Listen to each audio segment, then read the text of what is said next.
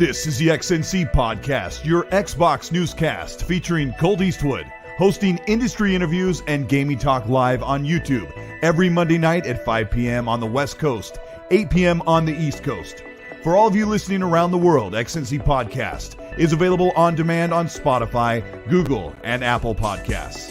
Welcome to the show. Join the chat, hit the like button, and let's get into this week's topics with the XNC Podcast live. Welcome, everybody, to the show. I'm Colteastwood, and I'm here with a couple of special guests. I've been waiting all week to talk about this. I cranked out a couple YouTube videos, been on a couple podcasts, but now it's finally my turn to sit down and talk about the Activision Blizzard merger and acquisition. That is a mouthful to say. I'm so excited. I want to thank all of you for showing up to the show. I'm sure you've got a lot of questions for Brad and for Hogue. These guys are industry experts in their own fields. I can't wait to pick their brains and talk about everything that Xbox is kind of shook in the gaming world. But I want to introduce someone who I've been watching for a long time. I've been following this person, Brad Sams. I want to welcome back to the XSC Podcast. How you doing, Brad? I am excited to talk about the acquisition of Activision, which I have stumbled over saying 50 times in the past week or so. But yeah, Microsoft, whenever we think we figured out what they're doing, they come and drop $60-70 billion on us.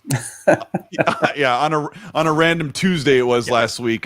I live in the West Coast, so the news broke for a lot of you guys like at 9 a.m. and you were like up and taking your work and having your bagel and everything. And I was laying in bed and my watch was like, bzz, bzz, and I checked my phone and Tim Dog was calling me and Gaz called me from Game On Daily. So I got the RDX guys, the Go Live guys calling me, and I'm like, "What's going on?" And the first thing I saw, Brad, when I pulled down my notifications, was your video. That was the first thing I saw, and I'm like, "Holy crap, they've done it!" Yeah. So, thank you for that.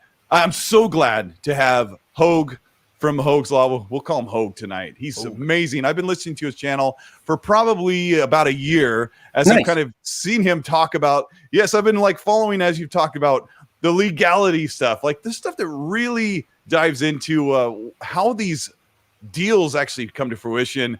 Hogue, welcome to the channel. Hey, thank you so much for having me. Absolutely. Yeah, I mean, for those of you that don't know me, my background is mergers and acquisitions law and venture capital funding. So this is my bailiwick. This is the stuff that's very exciting. And then I just so happen to really love video games. And so when I started my channel a couple of years ago, my wife said to me, "I'm not sure you're going to have enough business transactions, enough drama to go on from just focusing on the video game industry and business and law." And it's been quite the 3 years, definitely. Thanks to Microsoft in large part. Yeah. I mean, it's been so great. I was driving my kid to school and I had your video playing that morning and he was probably in the back seat going, "Oh my gosh, what is he listening to?" But I was like, you know, it's so I'm so glad to have both of you on the channel and it's going to be a really good time. I want the chat to be ready for questions. There's going to be a lot of stuff we're going to talk about. But I want to kind of get warmed up here. Brad, you're reporting on stuff. You're trying to get the news out as quickly as possible. You got 8 different arms going in all different ways. But have you taken time to play some video games during this past couple of weeks? Oh, yeah. I mean, the problem is not having enough time. Like it's slightly embarrassing. I have not finished Psychonauts 2 yet. I am like probably 80% of the way through it, and then other games drop. Like I really like Forza Horizon 5. That has been, I've always been a Horizon fan, and then that dropped and phenomenal, just a nice casual time. And then sometimes I just jump into Flight Sim or even Call of Duty Warzone. And the problem is that I need to be able to pause some time because there's more titles coming out, even starting next month that we're going to start getting new IP again. And it's crazy. Yeah. There's way too much. What about you, Hogue? What has been your video game guilty pleasure lately? Well, I've had a very busy week, obviously, and doing the law firm thing and the commentary thing. But I really have enjoyed this weekend getting a chance to play Rainbow Six Extraction and Nobody Saves the World, both on Game Pass. Which are on Game Pass. Yeah. In between football games, which was a really big weekend. I love football. Fantastic games this weekend. I have been getting to play Extraction with my brother, and I think, like so many things that you set your expectations low on, I really didn't have any expectations for Extraction. It's been pleasantly surprising that it's been as enjoyable and interactive as it has been. And then I just adore Nobody Saves the World. I think that's a fantastic game, and I've really enjoyed playing it. Oh my gosh, I played the demo, but once I unlocked the horse and I was back kicking enemies, I'm like, yeah, this is a really satisfying game. Of course, they made Guacamelee and Guacamelee 2, so check that out. It's on Game Pass, but that's not a Game Pass commercial. We're just talking about what we're playing. Those literally are what I've been playing, and it was nice that there wasn't an additional fee to enter. Definitely. I will throw one title out there that I have played that is not in Game Pass, but I highly recommend it. Everyone's gonna laugh because it's great with kids. It's called Cat Quest. It is made. I can't remember who makes it now, but it's a cat. I'm not even kidding. A cat-based RPG. There's 2 of them. If you have a Tesla, you can play it in there. My kid and I started playing it in there, and then Cat Quest 2 is on Xbox. And so we played the whole thing over Christmas break, and it's a brilliant game. If you have, my daughter's 8, somewhere between, I would say, like 6 and 10. It's a great way to get them into an RPG. Anybody that loves puns. You will not believe the number of cat puns in those games. It's a good title, definitely. That is a surreal experience to play a Game Pass title in a Tesla. You are truly in the future. But sometimes some of the stuff that goes on in the gaming world feels like we are stuck in the dark ages. I wanted to kind of warm up with this topic this morning. I actually started last night. Aaron Greenberg posted a fan-made pic from Ben, who is in the community. He's an excellent graphic designer. I'm a graphic designer. I've been doing it for like 15 years. And when I see his work, I mean, he makes me feel about this big.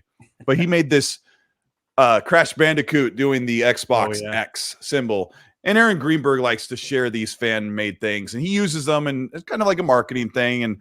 And the PlayStation fans really got upset. I got to ask you, Hogue, did you see this craze of Xbox fans, making their own version of this picture on social media? So, I've got my channel. We talk about law. We talk about copyright, trademark, intellectual property a lot.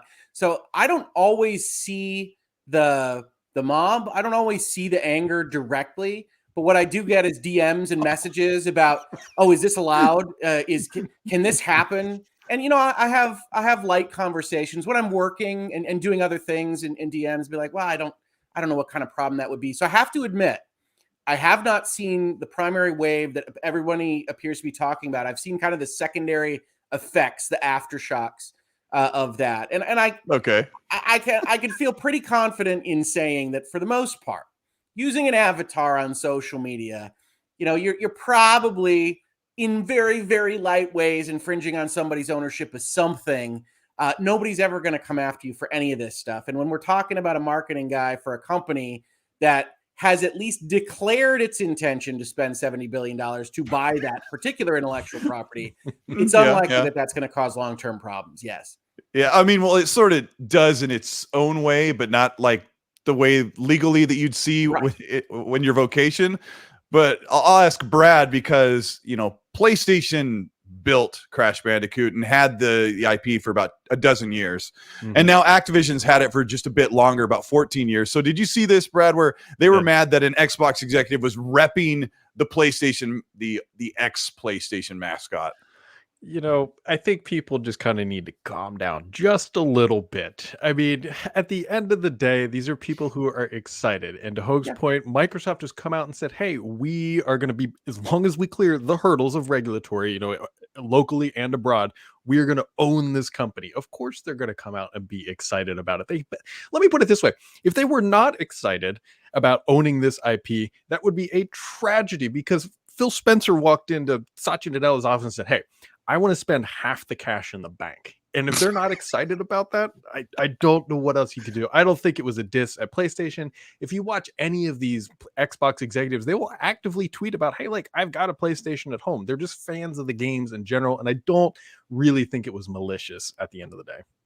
Yeah. I mean, there was a trigger warning, I suppose, for certain people, because Xbox guys were making their own version, putting their avatar on over Greenberg's face so that they could be with Crash Bandicoot. And it was stop it. That's a PlayStation thing.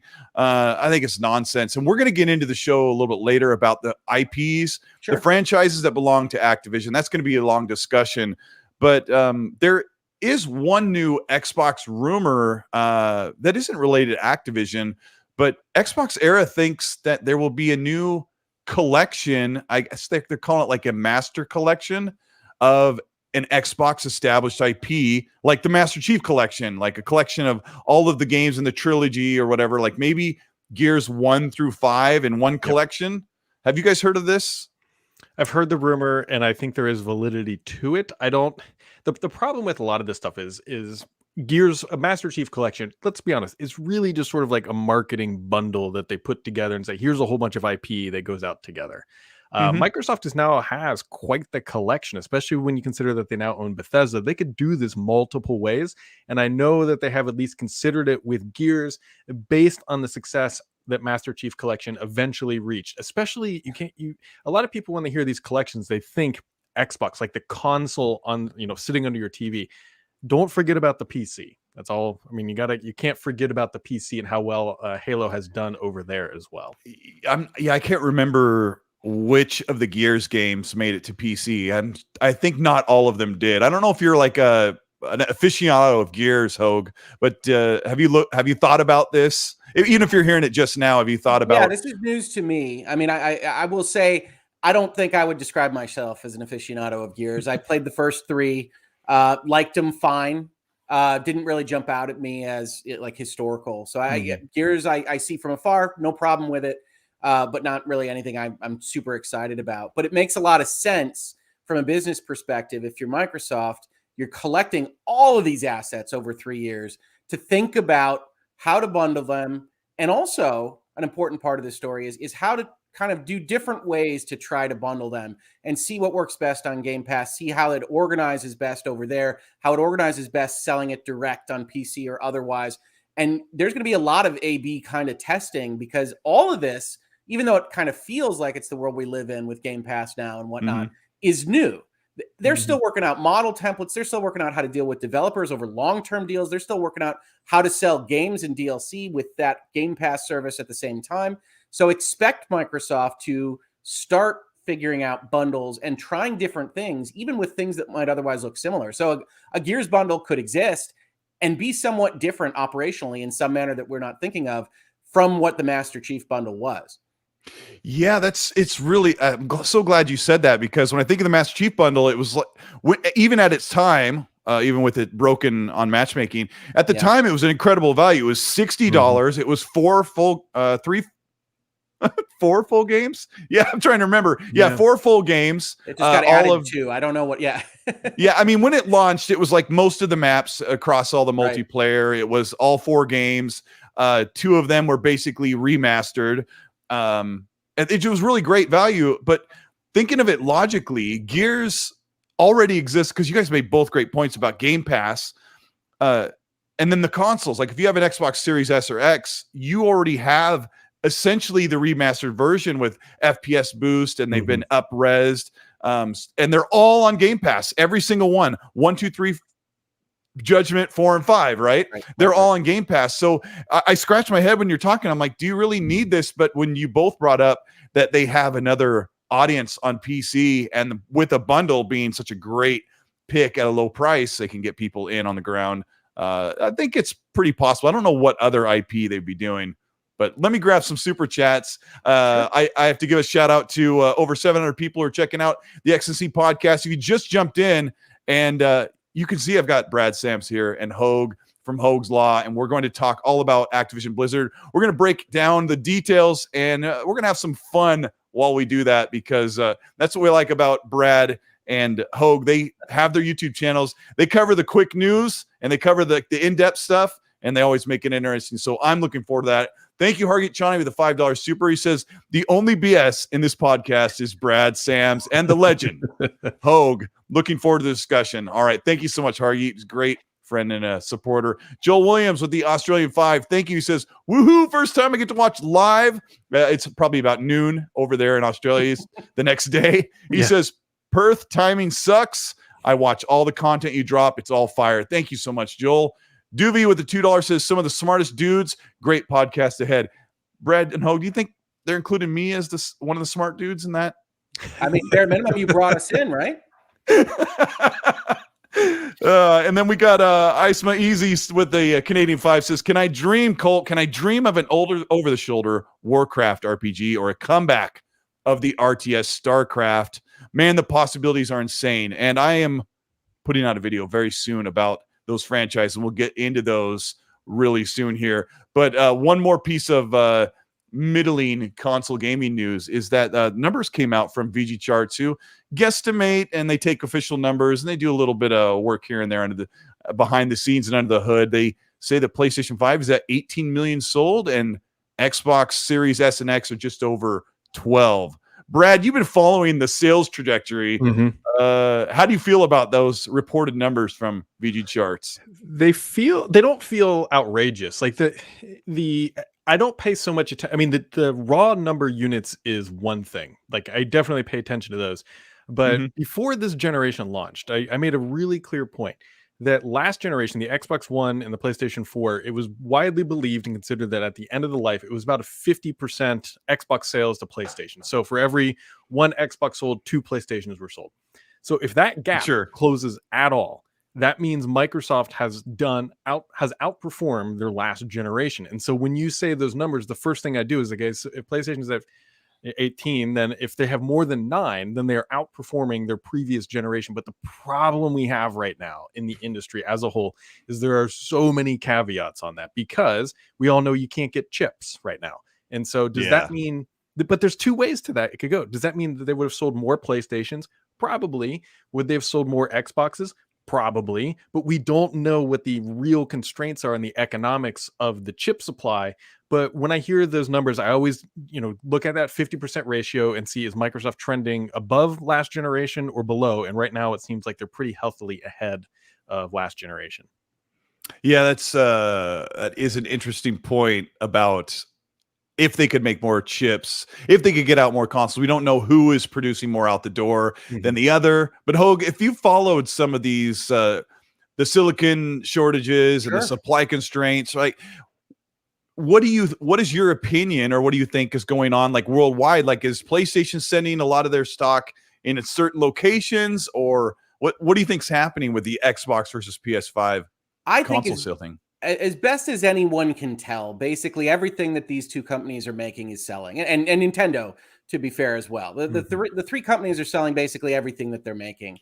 So when we look at this from an analysis standpoint, I've frankly been basically standoffish on the direct number analytics and those kind of data analysts for sales of units and boxes, just because of those constraints. I don't think you can have eyeballs on popularity, Q score, whatever you want to call it, with Xbox and PlayStation, because every box is selling. And we don't know exactly how those pipelines are working, how they're going to work in 2022. There was a tweet out this evening about someone estimating what the sales would be through 2022. And all I said was, I don't envy analysts on this, because essentially you're guessing at boats and ports and manufacturing in various countries and logistics. And that isn't usually what they do. Usually they're looking at it and saying, okay, there's boxes on shelves, who's buying and who's not. So I look at that from that perspective. The other thing I would say is this generation is one where Xbox isn't necessarily competing specifically on plastic boxes under televisions. Right. Game Pass as a recurring revenue software service is something new for really the industry. And so when you look at those numbers, it's never going to be as clean as saying Xbox is winning, Xbox is losing, Sony's winning, Sony's losing, because the thing to keep your eye on when you're watching Microsoft and analysis there is that user acquisition for Game Pass model. And they announced 25 million. It's undoubtedly the case that their growth is exactly where they want it to be. Keeping that up is the game for them. Yeah. It is crazy because even if there was a supply constraint, I think Brad's right, and you're right, that there would be that ratio would be about the same. There's a couple things that Xbox as a console has going against them. And one thing is that all their games are on PC. So there is a certain amount of people that don't need to buy the console, but they're also not in a sales situation where they were with the Xbox One, where basically the media and all of your peer friends were saying, no, don't buy an Xbox One. So Phil Spencer said recently that they've been able to meet demand. They're almost able to meet demand is kind of how he said it, but supply is still constrained. So they've been able to get lots of consoles out to lots of people. And I guess that's why you see Series S's in the store sometimes. But yeah, I think they're in a good spot. We got I think even before their buying binge, I think they had improved. I have to be honest with you. I didn't love their last generation. I didn't love the One approach or philosophy. I still got one, because I'm platform agnostic. I like playing everything everywhere. That's what I like to do. But I wasn't thrilled with it. Wasn't thrilled with Kinect in the box. And I think this generation is a massive improvement. I mean, I do. Yeah. So I'm more happy to be an Xbox owner this generation than I was last generation. There's no question. I'm looking at the last gen Xboxes right now. Like, you are? Like, I've got one here. Yeah. Like, there's, well, you can't see there's one there. Like, You're just hurling ones across the room. What's that? You're just throwing ones across the room. Yeah. Well, I had 3 of them, and right now I only have one X. I'll eventually get another one. But yeah, I was, as you said, I didn't like last generation. I was like, I don't know if I did. And then I look around and there's just bodies of the old ones. In fairness, I think I have 2 ones myself. So, like is a matter of relativity. So yeah, I've got 3 of them in my house. I've got 2 360s. We have to keep a 360 around so we can play Rock Band every year. We play it like during New Year's Eve time. So did you see? Yeah, it's kind of embarrassing. Funny. It's funny you bring that up. I have a friend, and this was publicly tweeted, so I'm going to share this. But there was an issue with Rock Band on Xbox 360 with, if you have all the peripherals hooked up to it, that they had an issue where it was consuming so much bandwidth. They actually had to make concessions on other parts of performance of Xbox 360 specifically because of Rock Band. For the OS? Yeah. Because when we play, sometimes we'll have two mics hooked up, and we'll have a guitar and a bass and the drums. Yeah, and the whole thing's like, yep. I think it was on Kinect when they had, because it didn't have Kinect integration too at one point. Did it? But I can't remember. But I definitely remember him talking about USB bandwidth was an issue on the 360, specifically with Rock Band, because you could hook everything up to it. Oh my gosh. Side note. Yeah, I mean, yeah, it's so funny because people are asking about Guitar Hero coming back from Activision, which we'll get into. Let's kind of get into that right now.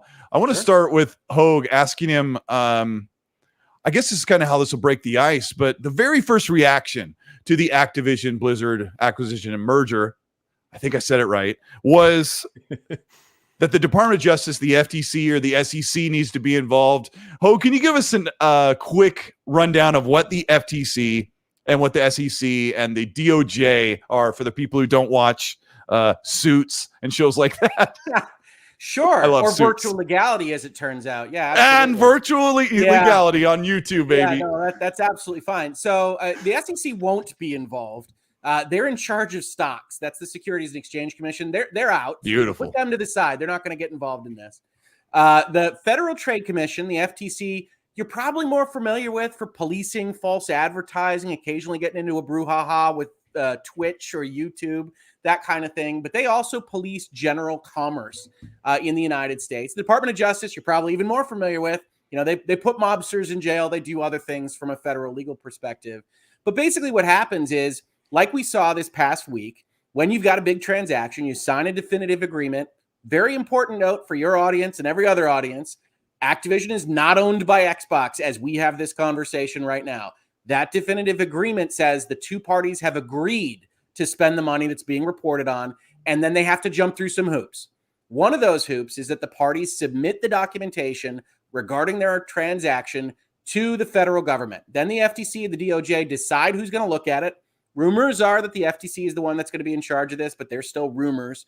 And that agency has a small window of time to look at things and determine whether they think this transaction could either monopolize a market or, and this is important, substantially lessen competition, which is another amorphous standard. The antitrust laws are known for that kind of thing.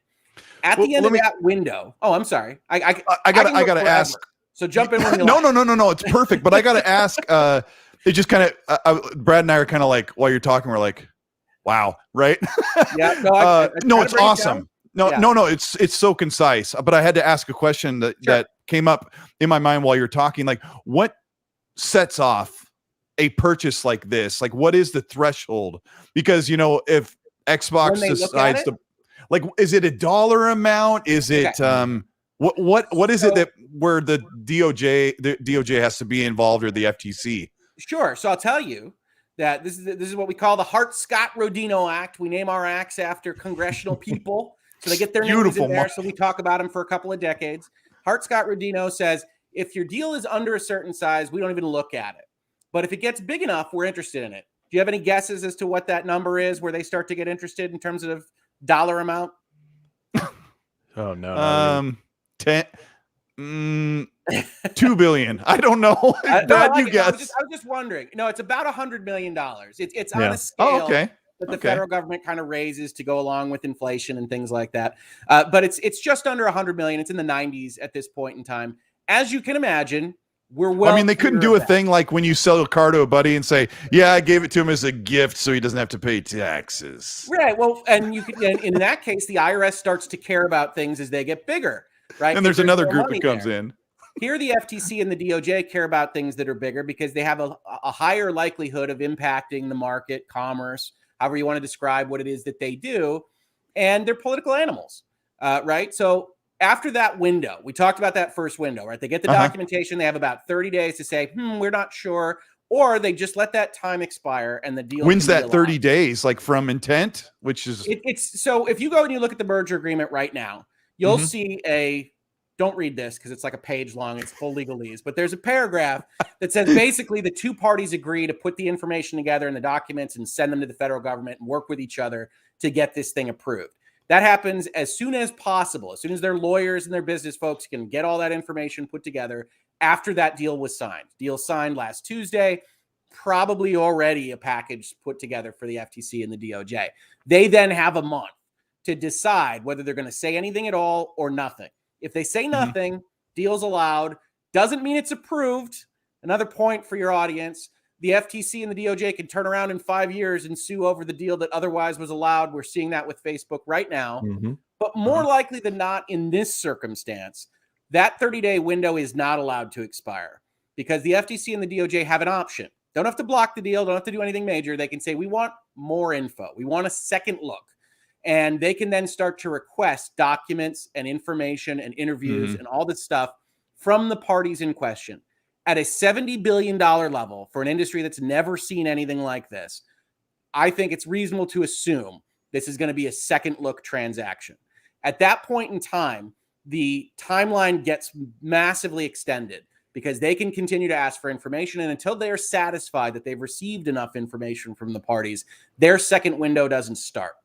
When they get that information, they get another 30 days where they can decide to block it. Or, as we think about other transactions like Fox Disney, which a number of people have brought up to me, they can ask for concessions. They can ask for changes. They can ask for divestitures where you don't buy exactly everything that you just said. You move things to third parties, or you otherwise agree to do something. We're seeing this with ARM and NVIDIA right now, where you have NVIDIA trying to promise the FTC they're not going to do anything bad with CPUs. And the FTC is telling them, we don't believe you. But that process is ongoing. And the FTC is blocking that deal as we speak today. It can change in 2 minutes. But that's the process that happens. And the reason folks should be more concerned than just saying, hey, Fox went through, there's no issue, is that Microsoft is a tech giant. They are a $2 trillion company. And as of this moment, we're in an environment where both the Biden administration and those two regulatory agencies have signaled that they want to be more aggressive about antitrust enforcement. Doesn't mean anything's going to happen to the deal. I still think it's more likely than not to go through. But it does mean there's a non-zero chance of a regulator deciding, hey, Microsoft's the top line party. We got the executive talking about digital marketplaces and concern about cloud infrastructure and data privacy. Maybe we start making hay on some kind of transaction like this one. Okay.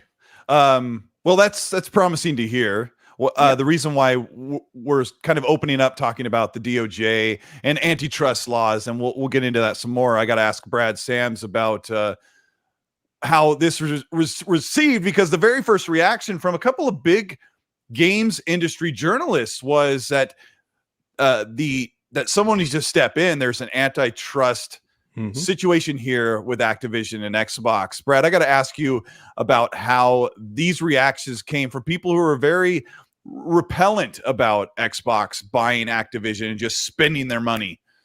Well, so what happened for you? Reaction of fear, right? If you're a non Xbox gamer, a non Microsoft user, and you see Microsoft coming in grabbing, let's be honest, some of the top named IPs in the industry, of the natural reaction here is going to be to clam up and be like, look, they can't allow this to happen.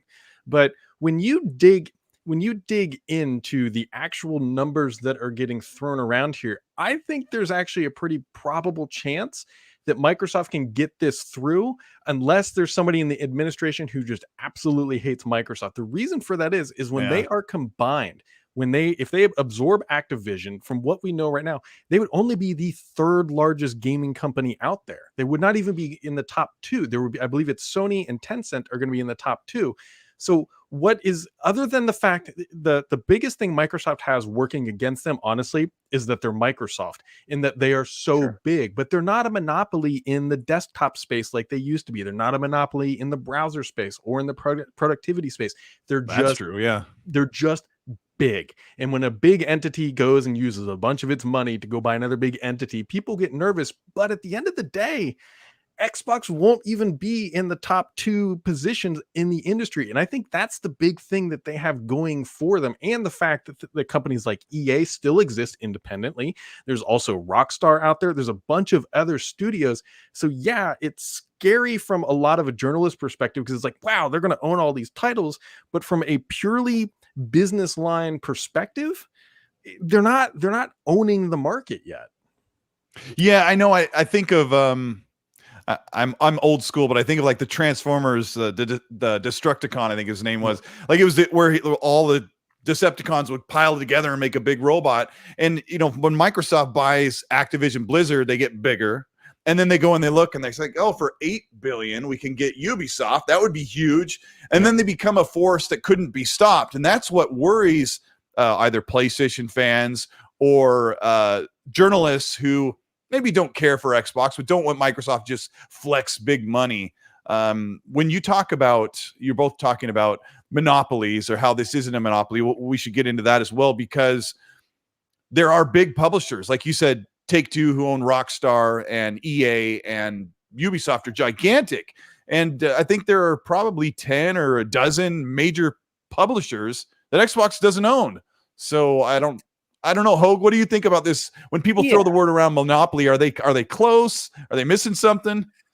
Well, there's a couple things happening here, right? So one of the things that you heard with Brad's answer, which was great, is an assumption about the denominator. And it's a valid assumption. It's the assumption that you would hope the FTC or the DOJ would make, which is that we're talking about the gaming industry on the whole, right? And if you look at the gaming industry as the denominator, the size of your marketplace, then Microsoft shouldn't have a problem justifying a transaction of this type, especially if you take all of gaming, right? Because the mobile gaming is a huge portion of revenue. Microsoft really doesn't have a place at the table before they purchase King in that space. And people forget how big that is for the overall gaming landscape. But when we talk about monopolies, when we talk about lessening competition, the very first thing, and the thing that really honestly determines a lot of these cases or distinctions or FTC actions or what have you, is what that marketplace is set at. And if somebody looks at this and says, well, maybe we want to have a conversation about recurring revenue subscription services for games, then when we talk about monopoly, when we talk about percentage of market concentration, and we talk about what Microsoft is doing and why, and you saw in their press statements, I don't even know how many times they reference Game Pass and populating with content and moving Activision games over there and things like that. You could, if you're a motivated FTC regulator, say, well, we might have a problem here with that specific market. And the FTC and the DOJ is fully within their power, given to it by Congress and these laws, to determine what the affected market is. So you see this in other actions where they talk about more minor markets than gaming or more minor markets than social media, when they're doing these things like trying to unwind the Facebook acquisition of WhatsApp.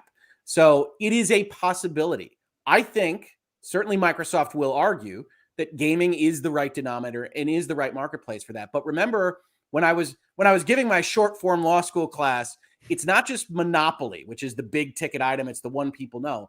It's anything that substantially lessens competition as determined by that regulatory authority.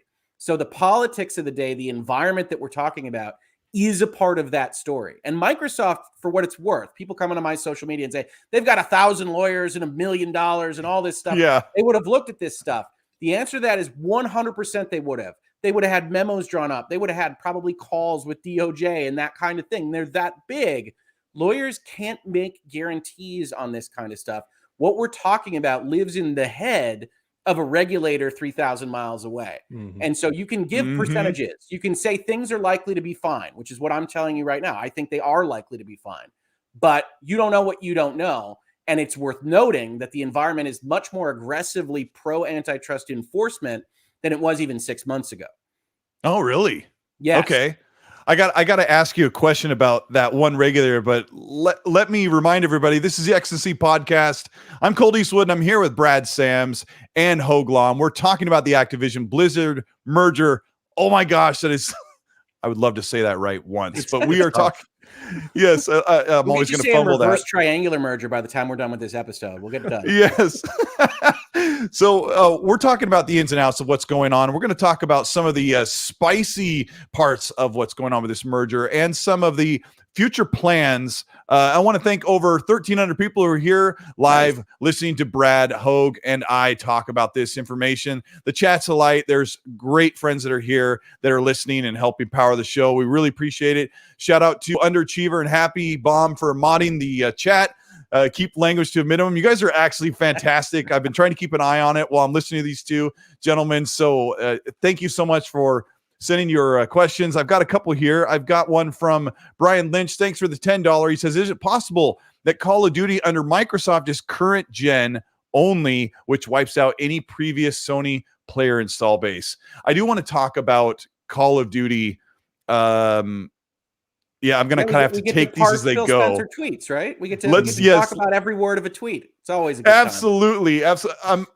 Do you guys have Phil's tweet memorized by now? I want to start with Brad. I want to give Brad a second on this one. In large letters, the word desire.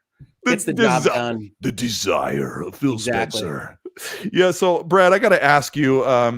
I was at lunch with my brother. It's like you know where you are when something happened, and I was at lunch with my brother when Phil Spencer put that tweet out. So everybody's wondering what he meant, and give us your take on what's going on with Phil's tweet there. Well, I think we can. There has to be an underlying agreement. There's no way that Microsoft would acquire Activision and day one just rip it off of PlayStation. One, that narrative was never really going to happen. First of all, there's so much money to be made. What people love to get tied up into the Xbox versus PlayStation narrative, you got to remember that Microsoft is telling its shareholders that they are justified in spending $70 billion to acquire this asset. And if the first thing they do is kneecap the revenue from this new IP, that is insane for an acquisition of this size. And kneecap meaning pull it, not release on PlayStation anymore. Correct. The reality is Phil Spencer, says, hey, I've talked to Sony, like calm them down. I don't think there was really too much in it. I realistically think that was done just to kind of quiet the nerves of the audience. If there is really going to be wait, hold on. Was that tweet for the community or was that tweet for the media? I think it was both.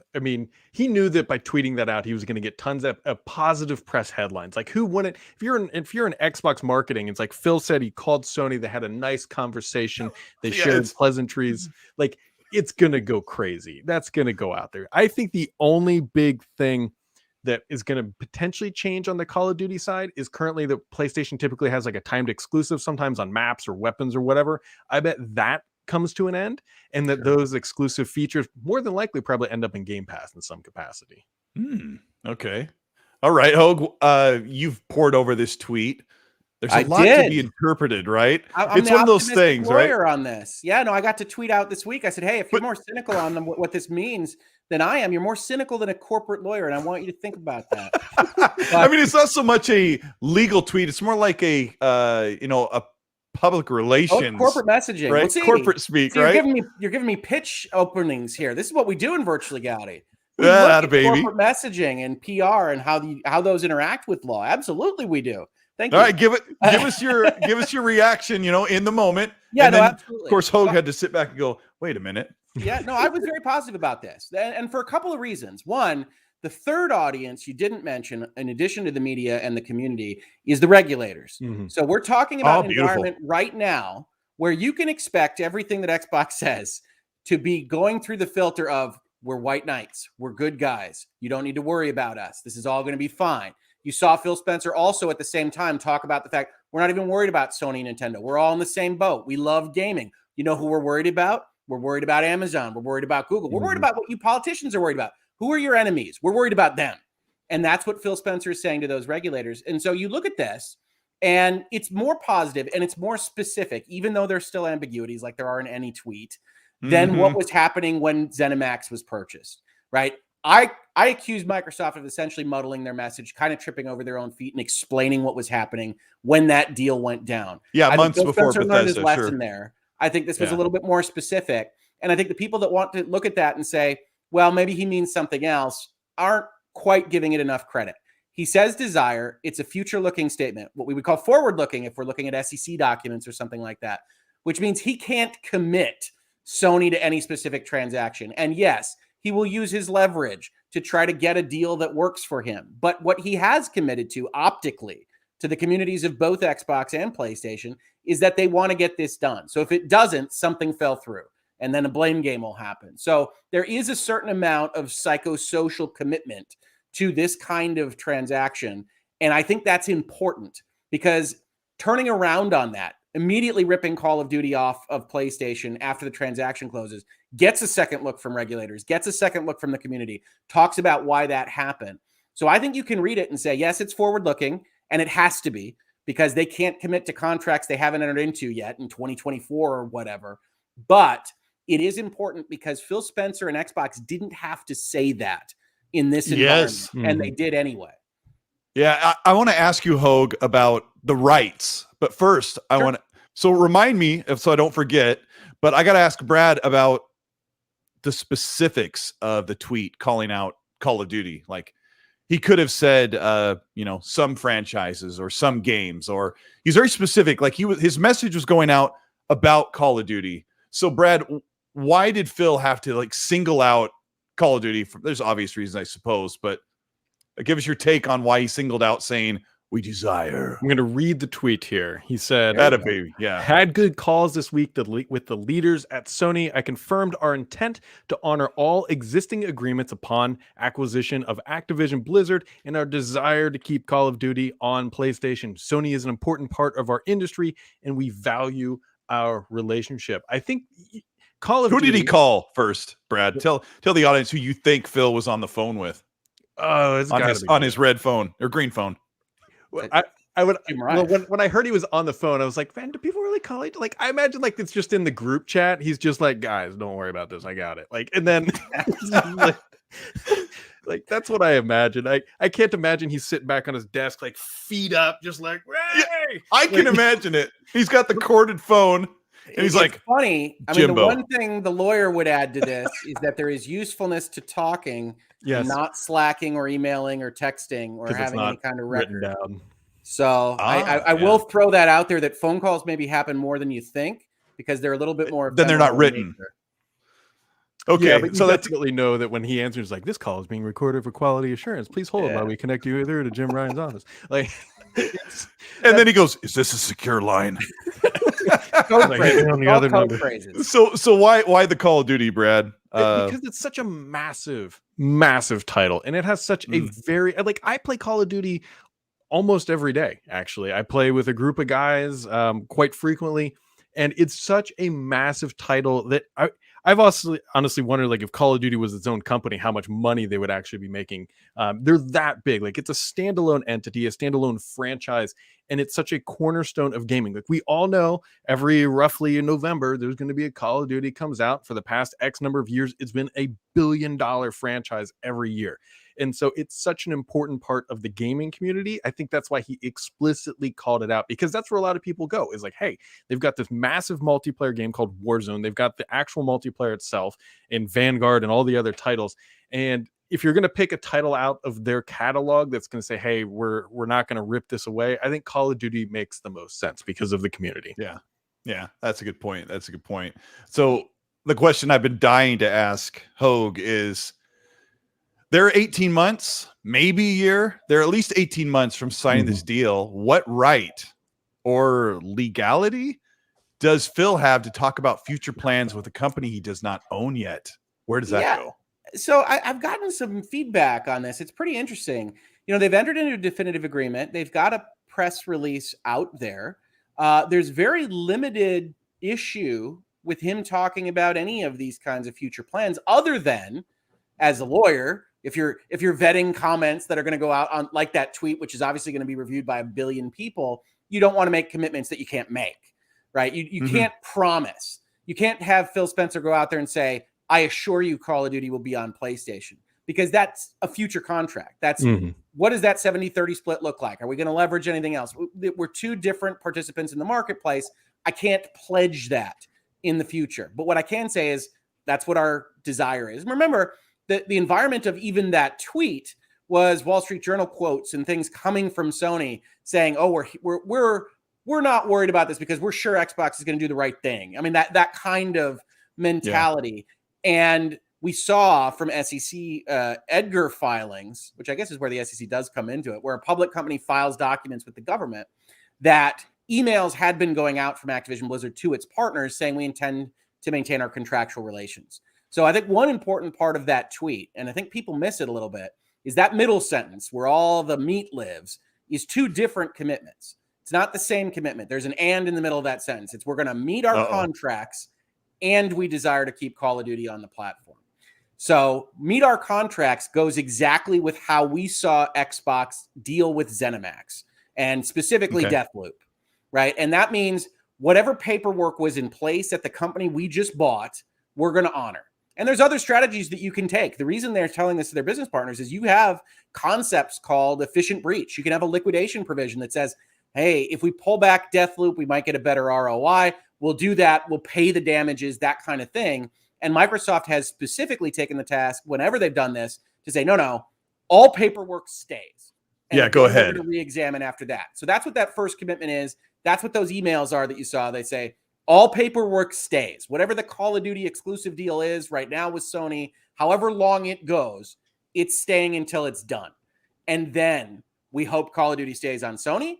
We'll see what that negotiation looks like. You know, it's pity if you were to lose it, Sony, says Phil Spencer as he walks in. That kind of thing can happen. Yeah. But those are two different commitments. People have said, well, they just mean the contracts. Like, no, that and was placed by a lawyer. That is a very specific way to frame that middle sentence. And those are two different concepts that are presented in the one idea. Yeah. Yeah. Oh my gosh. I totally forgot what I was going to ask you because you had me laughing, but I got to ask Brad, I think if I could, oh my gosh, I'm trying to get it back. So one of the situations I want to ask you about, you talked about in your video on Tuesday, I think it was Tuesday. Yeah.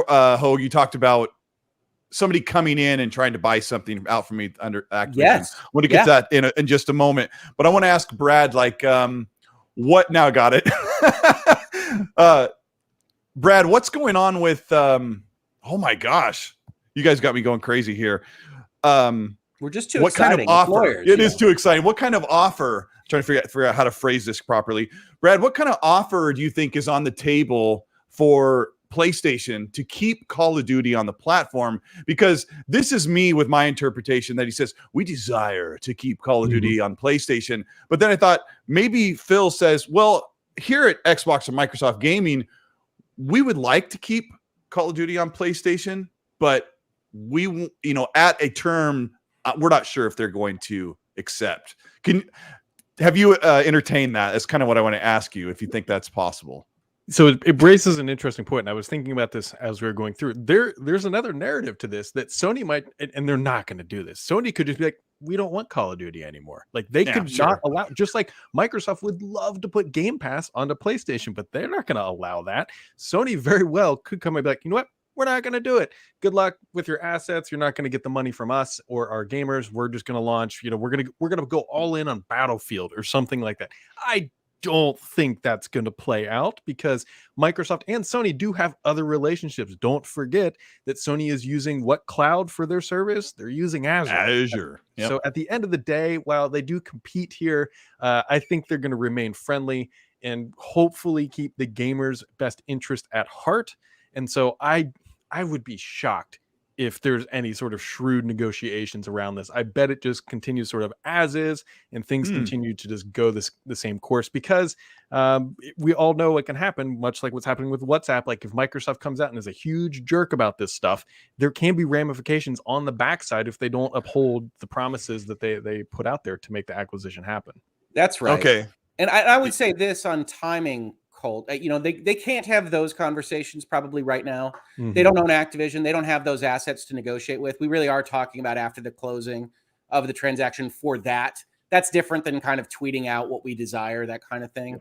In terms of leverage, the one thing I would expect to change, even if it stays 70-30 and everything stays the same, we did find out in the Epic versus Apple case that Sony has a very specific framework for dealing with microtransactions across crossplay and things like that. So Xbox going to want full crossplay. Probably isn't willing to pay Sony its pound of flesh for if people purchase more microtransactions on other ecosystems while playing it more on the PlayStation. That's what Sony we saw negotiate against Fortnite and what would cause so much trouble for Epic. That's the kind of thing I can see Phil walking in and saying, okay, 70-30, we could probably live. We're not giving you bounties on microtransactions. So the crossplay thing was partially due to about how much of a portion of the microtransactions PlayStation would keep. What Sony engineered here was, and you could see this in a grid in that particular case that got leaked out and wasn't supposed to be public. So good job, Court. But they had a concept here that said, okay, 80% of the time players are playing on PlayStation, but 60% of the microtransactions happen here. And so it's off balance. And so you're going to owe us essentially a penalty amount if it gets too far off balance. And they had some safety clauses that said, if it's within a set amount of percent, we're not going to worry about it. If it gets too far off, where essentially everybody's playing Fortnite on PlayStation, but everybody's buying V-Bucks on Xbox, where they're getting their money and we're not getting money, then you're going to help try to balance that out. But it's all a contractual commitment. Essentially, Epic agrees to that in order to get crossplay on Fortnite on the PlayStation ecosystem. I can imagine that's the kind of ancillary bounty deal where Phil Spencer says, no, we're not going to do that. We're going to be crossplay because it's very important for us to get our microtransaction and our battle pass money. And that's the kind of thing where you would see negotiations. Not necessarily on the high level things. I know people are saying, well, force Game Pass on. I wouldn't surprise me if he gave it a run. It's all a matter of leverage. You don't get what you don't ask for. That's the first step in negotiations. But I think it's more likely than not Call of Duty stays. It's a very different product than what we saw with ZeniMax and Bethesda. It's not Starfield. It's not a single-player RPG. It gains value from being in the zeitgeist, from being played by more people and having those conversations. So I think Call of Duty presents a tremendous opportunity for Xbox to essentially test, okay, if it's in Game Pass, great, but it's also being sold. How does that work in terms of user acquisition for Game Pass? How does revenue generate? What does that look like against Starfield or eventually 20 years from now when Elder Scrolls 6 comes out? How does that interact with Game Pass, that kind of thing? So I think it's very likely after Phil Spencer's tweet that they work something out to keep Call of Duty on PlayStation because, frankly, there's just more money in it. Yep. And we can see, yes, Phil Spencer wants to look like a white knight, wants to look like a good guy. Sony does that a little bit worse, but wants to as well. But the reason they want to do that is because there is a benefit in growing the pie.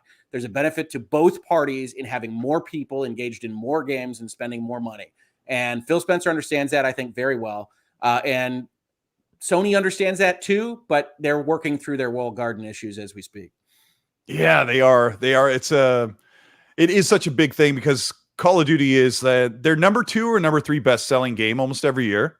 So it's a big revenue and thing. And their first reaction, around the time your video went up on Tuesday, was, "Are we going to get to keep PlayStation keep Call of Duty on PlayStation?" They did the same thing with Minecraft.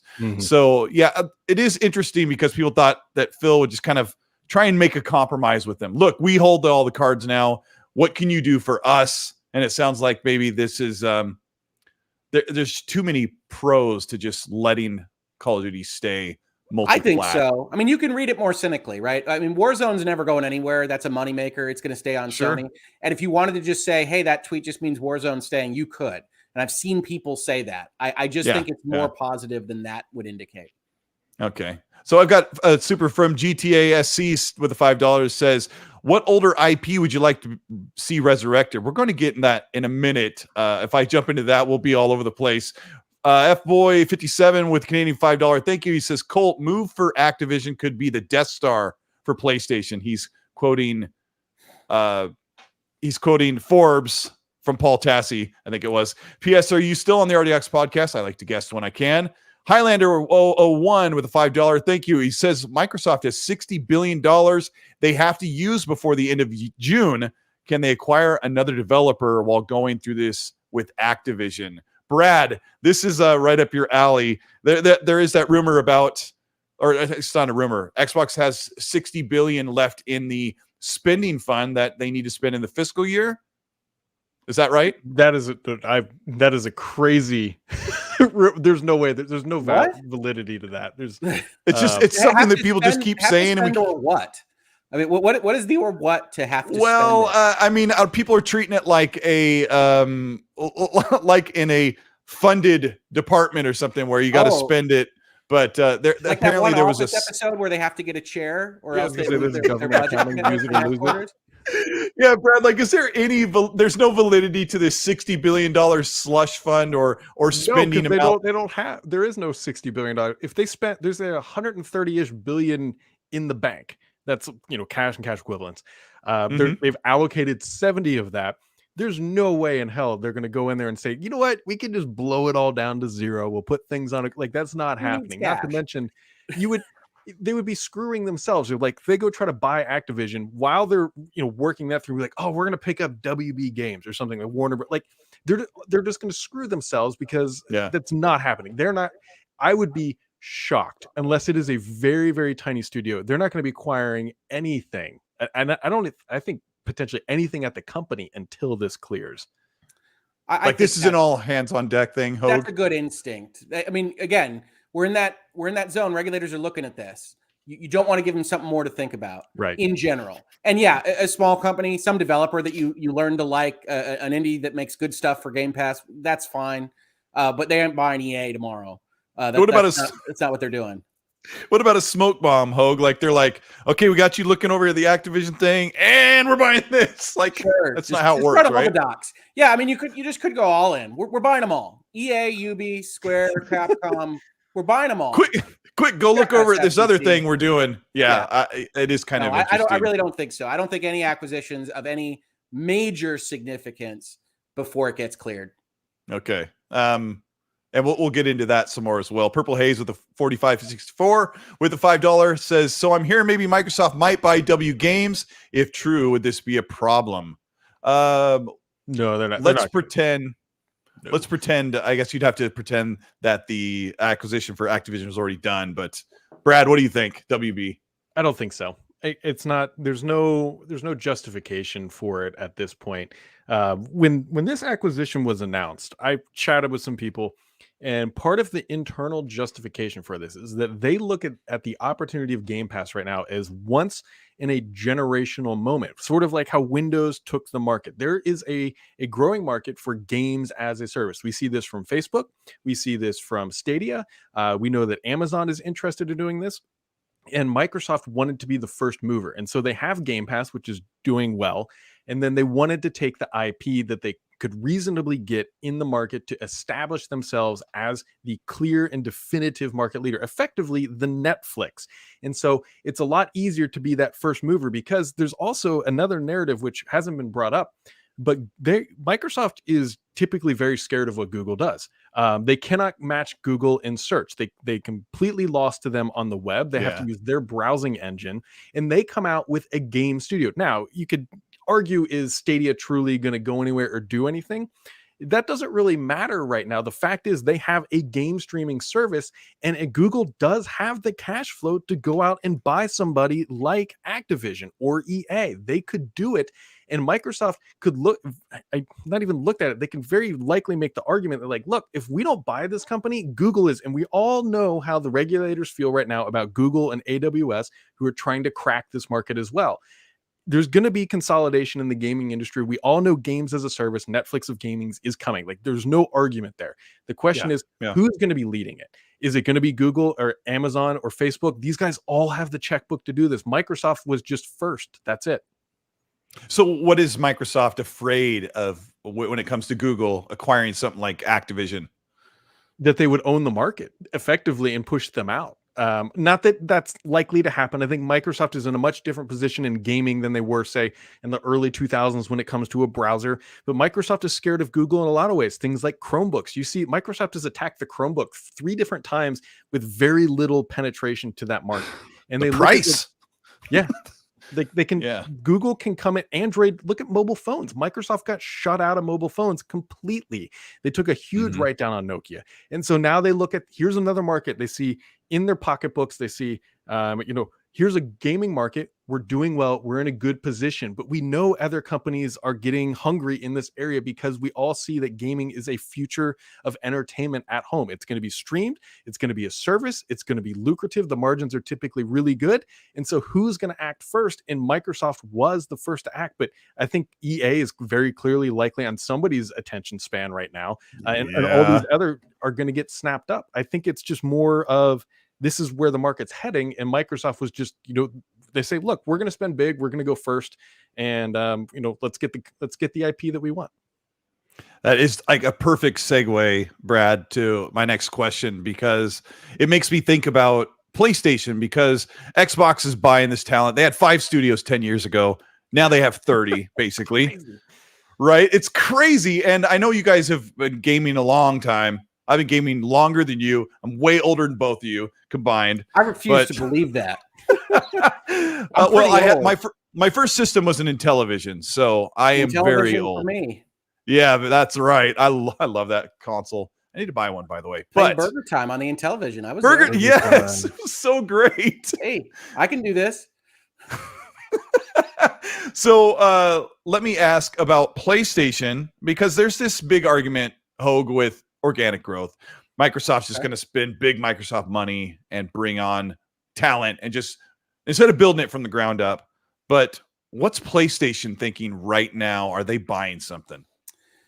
A lot of people have asked me that. And I think one of the things I've said throughout, really since Microsoft opened up the gun barrels on all of this, is that Sony and really no other industry player has the capability to get into a shooting war with Microsoft, right? You talk about the big tech giants having potentially more money and more cash flow than Microsoft, but on the opposite end of the spectrum, the gaming players, the ones that we know, are so much smaller than the tech giants that you can't get into a cash fight. So Sony has, throughout this last couple of years, and I think wisely, been avoiding direct cash confrontations. They've been purchasing smaller companies that they've had some interactions with, some contracts with, and a long history with in respect of Insomniac. In fact, Insomniac seems to be massively undervalued, and that was part of a kind of second-party deal with Sony when that happened.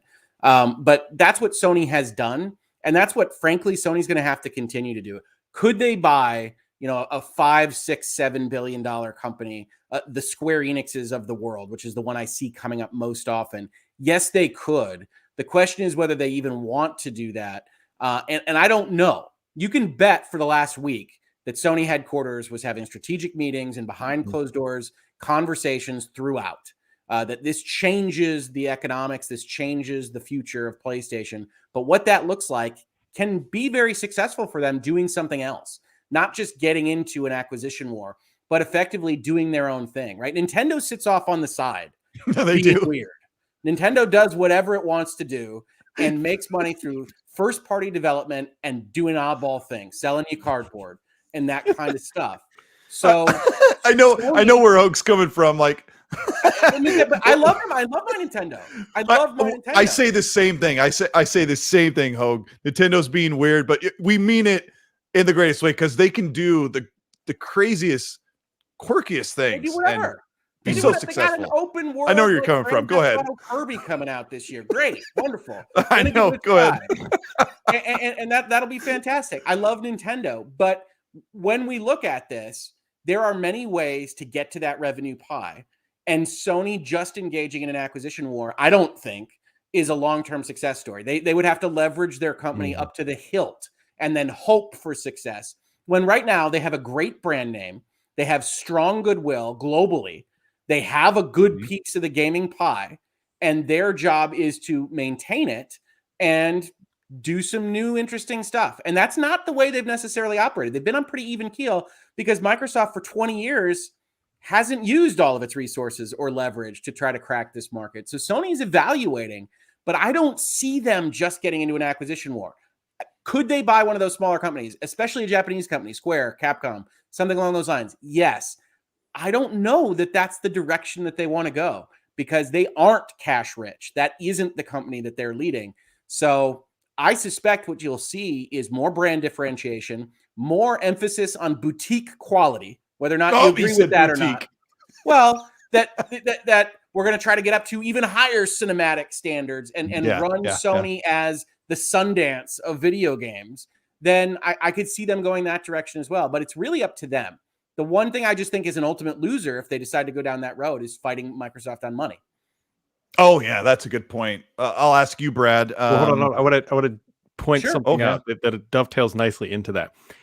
At CES, Sony announced they're building a car. Like legitimately a car. You know how much cash intensive building a car is? That is massive. Now they have a lot of expertise in manufacturing and all that, but that is a capital intensive process. And so to Hoag's point, they're taking money and putting it into a vehicle. They're not going to be going out, at least in my opinion, going out for like a $15 billion acquisition just to match Microsoft. The only thing that even looks to me, I talk about Square Enix and Capcom, but the only thing that looks to me when you look at all of the NPD data and everything that works as a pillar for Sony or any of these companies really that makes any sense at all is Ubisoft. When you look at the AAA titles that are at the top of all those charts, it's Call of Duty, it's Assassin's Creed, it's your Rainbow Six Sieges, and Ubisoft has a good presence on those. You saw them just recently fight off a hostile takeover bid for, I think, the second time. But that's the one that makes the most sense. It's not out of the realm of possibility for Sony to collect that much cash, but it would make their play very, very, very risky. And in general, they've operated their gaming division from a more conservative bent. Doesn't mean it couldn't change. In fact, things do have to change when an acquisition like last week's gets announced. But I see Sony acting more slowly and more considered than just starting to try to open money cannons at people. Yeah, I mean, why buy the cow if the milk is free? The old adage, right? So I was going to ask. I don't mean to jump. Yeah, I apologize for jumping on you there.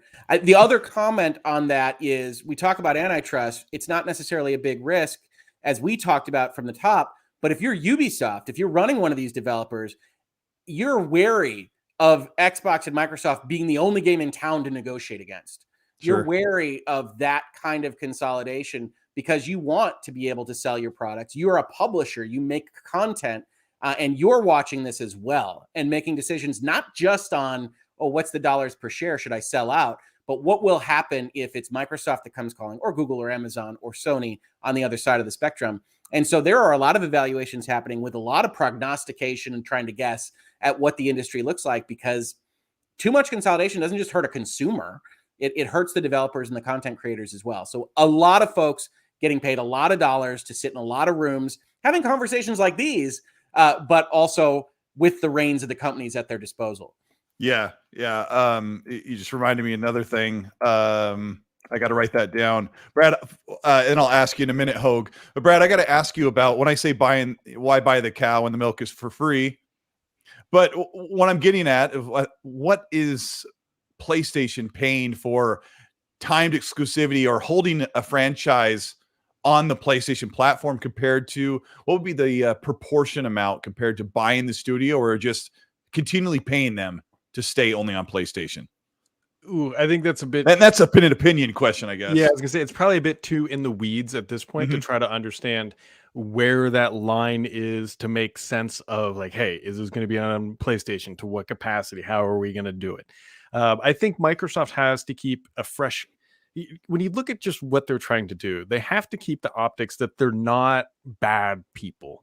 Like, I know that's such a weird thing to think about potentially when it comes to spending nearly $70 billion, but Microsoft has to keep positive optics on Xbox going forward, not just for this acquisition, but just for the long haul. If you look at a company, like think about how Facebook, for example, when Facebook came around, everyone was excited. It was fun. It was fresh. And now it's like the Antichrist because of the methodology and things that they have done. And if Microsoft comes out and acquires this IP and turns into, does what a Facebook does and have public opinion sway, that is exponentially more expensive to recover from than this acquisition will ever net for the company.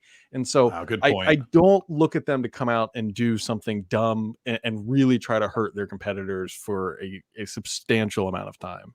So they're being very, very, very careful. Yep. Yeah. Shout out to there's about 1,700 people are watching live here with Brad Sams and Hogue from Hogue's Law. We're here on the XNC podcast. If you're having a good time, if you're learning something, or your brain is growing as you watch these two talk about the industry, hit the like button, get down there and move the chat out of the way, hit the like, come on back and stay with the chat. You guys are amazing. A lot of questions coming in. Let me read a couple, and then I'm going to get back to Hogue with a couple burning questions that are coming in. All Things Mario with the $5 says, can you shout out my channel? And we just did. Danny Passion Official with a $5 says, you guys, just wondering if you think Activision Blizzard deal will make Apple allow a Game Pass native app on their platform. This is a Brad question for sure. Brad, answer the question about a native Game Pass app on the PlayStation or Apple or any other platform that's not an Xbox. Specifically when it comes to Apple, the ball is 1,000% in their court, because we've already seen court documents come out that Microsoft did just about every single thing that they could possibly imagine to get a native app, and Apple just kind of sat there and said, nah, like we're not going to do it. We're not going to make your life easier. So they did this whole workaround thing where you got to install a web app. If Game Pass is going to show up through or on iOS, it's going to happen through the means of Washington, D.C. is how this is going to play out. Wow. That's the only way, because Apple's already made their point. They're like, we're not going to let you do it until we get the pressure from either a regulatory agency or we are explicitly told we have to. That's the only way it's going to happen. Yeah, and keep in mind, audience, that the reason why the Xbox mobile app is missing features like the store is because of all of the workaround that Brad was talking about to get Game Pass on the platform for iOS through a browser, right? So like you could no longer just straight purchase a game from the Xbox mobile app. That's been stripped out so they can get some type of uniformity to allow Game Pass to be in as many places and in devices as they want. Am I correct in explaining that, Brad? Yeah, I mean that's pretty much it. I think Microsoft, I shouldn't even say want to. They've already made it clear they want Game Pass in as many endpoints as possible. They're going to be putting it on TVs. I don't know if you guys paid attention when I think it was Samsung announced they have a gaming hub coming to their latest TVs. There was one that was missing. Now, we all know which one is missing. Microsoft and Samsung have a very tight relationship with an application called Your Phone on your PC. These guys work together, but I guarantee the conversation was Microsoft saying, we're going to announce when it's available. We're not letting you guys announce it. Okay. Yeah, good things coming with that. I have an LG. I want to see an Xbox app on them one day so I can mess around with that. Epic Troy with the $5. Thank you, Epic Troy. He says, Sony is not even an American company. Why does it matter? Well, it does matter. Like our favorite companies are all over the world, and I'm happy to have products everywhere and anywhere. I just want good products. Joaquin Branch says with a $5, Ho, can you clarify something? If Chinese companies own a percentage of another company, does that give them first rights if someone tries buying them? I'm sorry, what was the premise? Was that Chinese at the start? Yeah, I'll read it again. If Chinese companies own a percentage of another company, does that give them the first rights if someone tries buying them? No. I mean, you could always have a contractual agreement with investors. We call them side letters and that kind of thing. But in general, if you've got a minority position in a company, there'll be ways to buy out the whole company, regardless of how you feel about it. In fact, if you look at what's happening with respect to Activision Blizzard and Microsoft, they haven't gotten the shareholders' approval yet. That's part of the conditions to the transaction. But the way a merger works under Delaware law, if you get that majority approval from the stockholders, you can cram down on the stockholders that didn't agree to the transaction. So with a lot more specifics than that, any lawyers that are watching, I know there's a lot more to it, but we're going to shorten it to that for right now.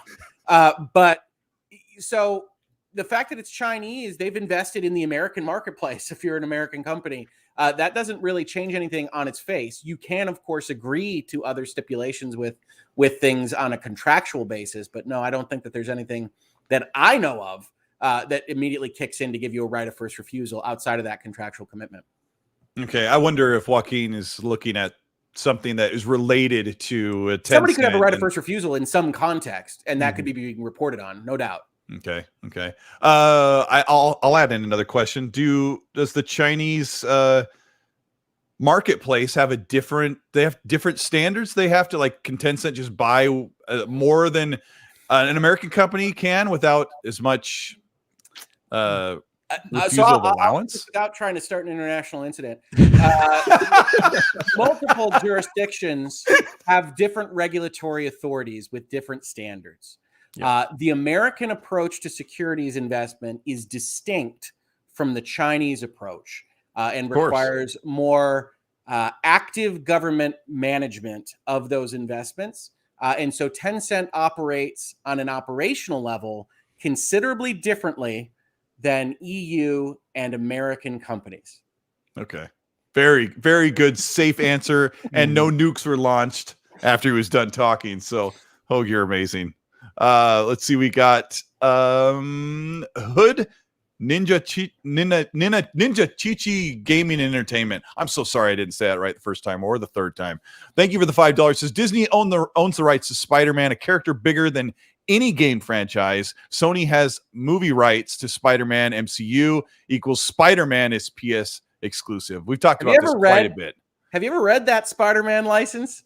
It's I've tried plus pages long. You can say Sony owns movie rights. That doesn't quite incorporate what they own, and Marvel owns the rest. It is that document should be taught in law schools because I can barely understand what the hell. Well, I mean, can you give us like the 14-second answer on it? No, I can't. It's that Sony owns movies and ancillary products in these silos that come off the movies, and then things that kind of diverge from that, but not other things that you think would go along with it. It really is that kind of agreement where you'd have to flow chart it. I dove into it a little bit because I did a video on where's the Sam Raimi suit in Insomniac Spider-Man very early on in my channel's history. And I looked at it a little bit, but no, the internet can shorten things. It's fine. What your commenter said is okay. It's broadly correct. Who was the picture studio behind the Sam Raimi? So Sony Pictures makes the Sam Raimi movies. Okay. Insomniac, which is a Sony company on gaming, makes the games, but there are other intellectual property licenses that go along with those and go along with appearances and things like that. And I'd be lying if I could tell you I remember the details from 3 years ago. But yeah. I did that video. And so people shorten things on the internet, but it is important to note that when we talk about the details of something like that, it's 140 pages long. And the lists are insane.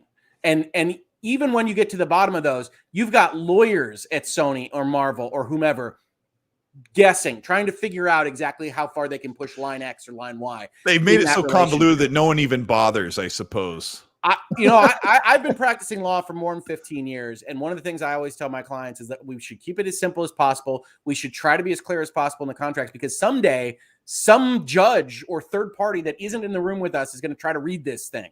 But Sony and Marvel, bless their hearts, 4 decades ago or whenever this was done, they went for convoluted. They tried to itemize each and every category of thing, and it makes it very difficult to read today. Yeah, and that's why everyone argues about where's Spider-Man on Xbox. Yeah. Fonzarelli Gaming. He runs Games Talk Live. He has a podcast on Sundays. He was on with you during the Iron Lords, I believe. You were both on at the same time. Everybody on planet Earth was on the Iron Lords, so I bet he was. I'm not sure we crossed paths in the 6.5 hours, but yeah. Yeah, I got on and watched the show when you were just wrapping up, and then Fonz was on there. I think might have been after, but he says, love hearing from Hogue, especially love hearing some things that I've been saying as well from him. Makes me feel like I'm on the right side here. And then he has a laughing emoji. So Fonz is pretending he's got his honorary law experience going on there. Dark CMF with the 5 virtual.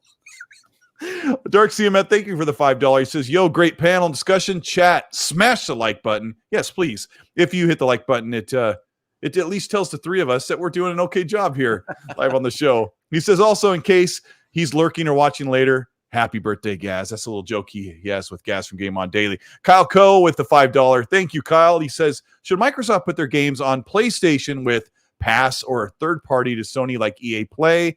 The Pass won't include any non-published Microsoft games, not interfering with Sony third party. This is kind of a weird thing that we've been talking about, but I'll kind of lead this one. I don't think Game Pass could go to PlayStation because the Xbox exclusives don't exist on a PlayStation. There isn't a version. Brad, have you entertained this idea of, we kind of talked about this about 10 minutes ago, but have you entertained this idea of Game Pass existing on PlayStation? To your point, it would be tough. Not impossible, because they have things like cloud gaming where it could work, where it could make sense in the future. Now, this is like hypothetical here is, for example, let's say Call of Duty ends up in Game Pass. We already know that's going to be on PlayStation. So a Game Pass in that perspective might have some games. Now, the problem with that is it's really expensive to educate the consumer to go in there and say, like, look, some of these games are here and they're native, and then some of these games right. are gonna stream down, and people are just gonna be like, well, why does this one suck and it works all right, and then you go play Call of Duty and it's like, it's possible, like technically it's possible, but is it plausible is a totally different thing, I think, at this point. Yeah, that's exactly how I looked at it, because that's the very first thing I thought of is how do you educate consumer? Because the people here that are like you that are talking to me and the people who are watching the show, of course, we know what's on Game Pass. But somebody who goes and buys a PlayStation 4 or a PlayStation 5 and gets Game Pass and goes, well, wait a minute, where's Forza Horizon? And that's right. It's a valid question. And if they had to stream it, they're like, why does it run like this? Or why does it look like this? Or my internet's not, it's not a really a workable thing, at least not for now. Shout out to a channel member for 8 months. V Simcoe with the Ori and the Blind Forest picture says, which neglected Activision Blizzard IPs would you like to see revived? Great question. We will get to that in just a few minutes. Mike Oretta with the $5 says, even when Sony buys a studio, their player base doesn't benefit. They still charge their customers $70 a game. Xbox buys studios and puts them in Game Pass. This was something that came up where why should Xbox fans celebrate? Hogue, why should they celebrate this acquisition when they already had access to these games every release on an Xbox console? Well, I mean, I don't know. To me, like I said, I'm a mergers and acquisitions lawyer. I like big transactions. I like activity in the industry. If you want to celebrate this transaction, I would say you celebrate it because it's a good thing that somebody is throwing $100 billion at the industry in the last 3 years. And is investing in that, and one is showing that faith and investment in the industry, and two, more cynically, has to go get that ROI out of it, has to go figure out how to get you content and game experiences that you like, that make you happy, so that you buy their battle passes or microtransactions or games or game passes. So I would celebrate it for that, because competition is good. And if you think Sony was resting on their laurels and you think the one generation wasn't the strongest that Xbox could put out there, this is a lot stronger. They're going all in a lot of ways, and I think that's great. From the Game Pass side of things, the only thing that I caution people about is that Microsoft is still in the user acquisition model for Game Pass, and that is great. Feels good. You're getting more than your $10 or $15 out of it, or your $1 if you did it for 2 years when they were really trying to get you in there. Yep. That feels awesome. But at some point, they have to evaluate how that revenue is going to be generated. They want to get that number up. So this is going to be a near to midterm continuing user acquisition period. But at some point, you spend $70 billion, your service gets a lot more value to it. It isn't $10 anymore. And so that's going to happen eventually. We see Netflix do that for the last little while, creep that up, creep it up, creep it up, creep it up. But I would celebrate overall, because in the near term, you're in user acquisition land, you're getting a great price on Game Pass, and Microsoft, in order to make this work from a marketing perspective, is going to want to put big stuff in that Game Pass for at least the next few years. So I think that's fantastic. Yeah, Colt, I am going to have to jump here in a second, but I want want to raise one last point before I have to sign it off here, because it dovetails into what Hogue is saying. There is a number inside of Microsoft where they know how much it costs to grow Game Pass by one user. It's a figure. It might be $19. It might be $300 right now. We don't know what that number is. I'm trying to figure out maybe where it is. If I ever get to it, I'll do something about it. But Microsoft knows what that number is. And they took that number, I guarantee you, and divided by 67 billion. And they say, look, this is how many subscribers we're going to get out of this based on our current modeling. And that is a real tangible way for them to justify this acquisition. So it's going to be interesting to watch. Yeah, if you look at that Epic versus Apple case, one of the fun documents is you get to see Epic having this document about them putting free games out there, what it cost them to get the free game, how many people engaged, how many people then bought a game on their service. All of that analysis comes out, again, primarily because the court screwed up and made those documents public. But it's very interesting stuff. Okay, well, Hogue and I are going to keep going here. We've got a bunch of more stuff to talk about, but I want to give Brad Sams just a minute here to, say hi to everybody and bye. And Brad, tell us what you're doing on the channel. Where are you at on subscribers and what's coming up? Yeah, so I'm Brad. Hopefully everybody recognized that. Colt said it a few times, but Colt, very much appreciate the invitation to come hang out this evening and talk about stuff like this. So you can find me on the YouTubes, just Brad Sams. I typically go by BS because those are my initials. And I think we're like 48 million. We've talked about a lot of billion numbers, like 48. Yeah, we did. Somewhere around there. I was going to be really impressed. Yeah, really impressed. I'm still going to be really impressed. You're at how many subs?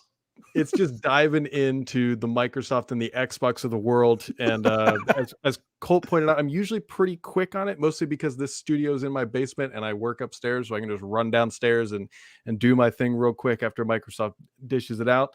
I will just leave on one note, is that Microsoft drops earnings tomorrow. So we're going to find out a lot about the finances of Q4, calendar year Q4, fiscal year Q2 for Microsoft. And I can't wait to start picking those numbers up. I don't know how it's going to be. Like in theory, in theory, it should be really good. But then you look at things like Surface hardware, which is usually a $2 billion business during that time, but then chips are down. And so I suspect they will have a really good quarter on the software and services side, and they will have a not so good quarter potentially on the hardware side, just because they can't get enough hardware out the door. So, oh man. Yeah. Thank you so much, everybody. Thumbs up for Brad for checking out the show and being here on X&C. Brad, I'll talk to you soon on Twitter. Keep doing what you're doing. And we always love it when you race downstairs to make a video. So keep doing that. And thanks for being on the show. We appreciate it. And Hogan, appreciate it, guys. Thanks. To catch you later. All right. Later. All right.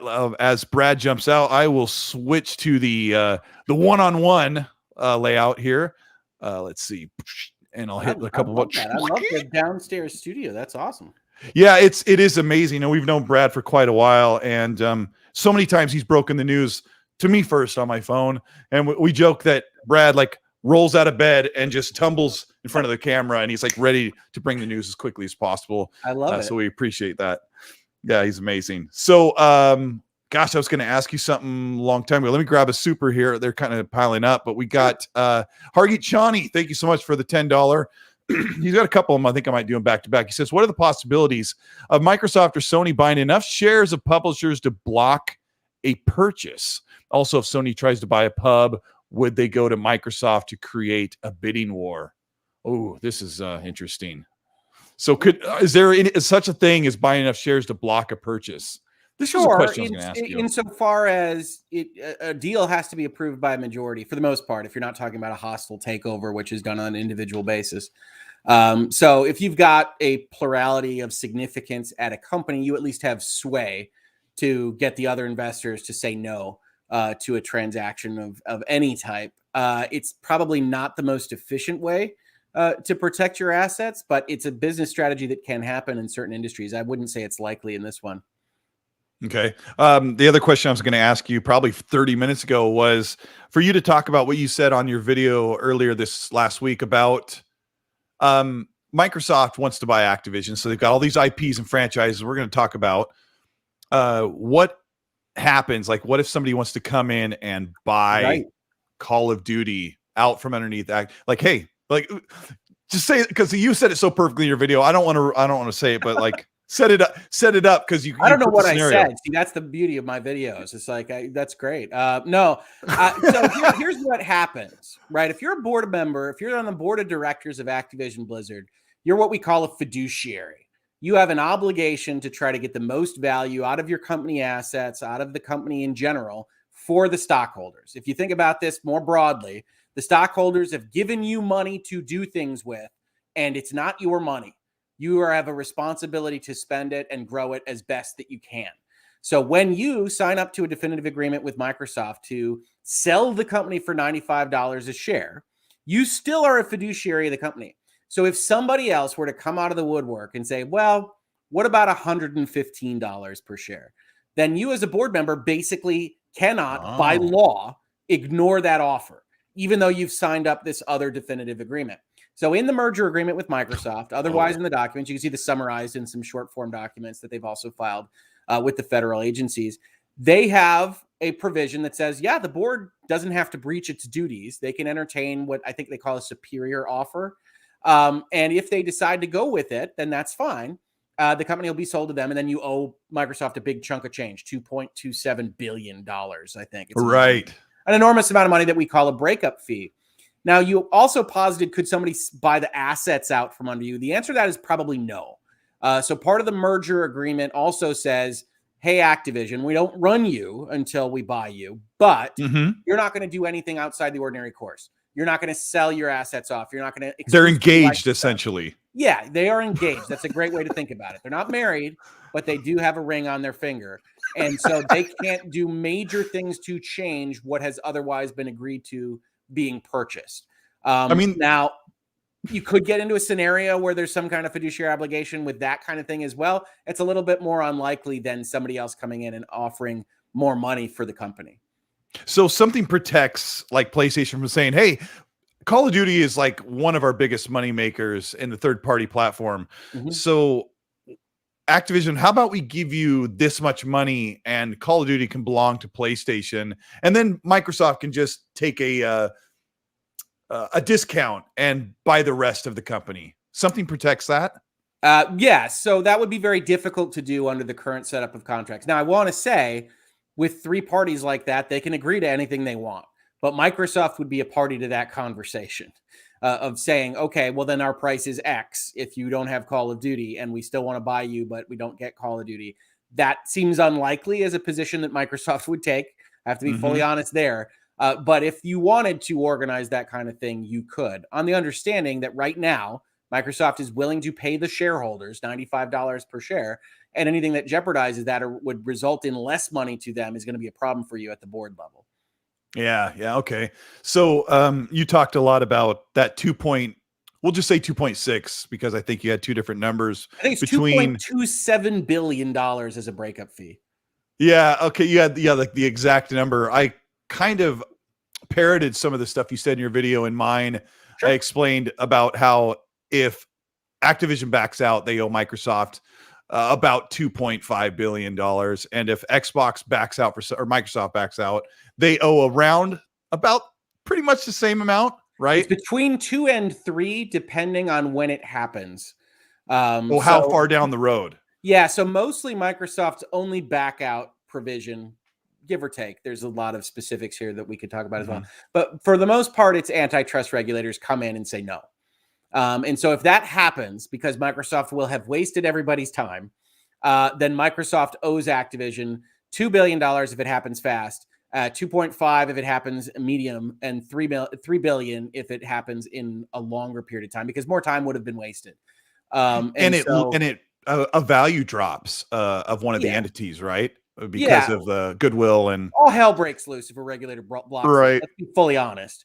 I mean, that's another thing I have to ask you. If a regulator, because you corrected me in a tweet, I said something about approving, and you said it's not really it's not an approval, it's allowance, right? Yes. And so if regulatory committee comes in and says, we don't think this is the right thing to do, we're not going to allow it.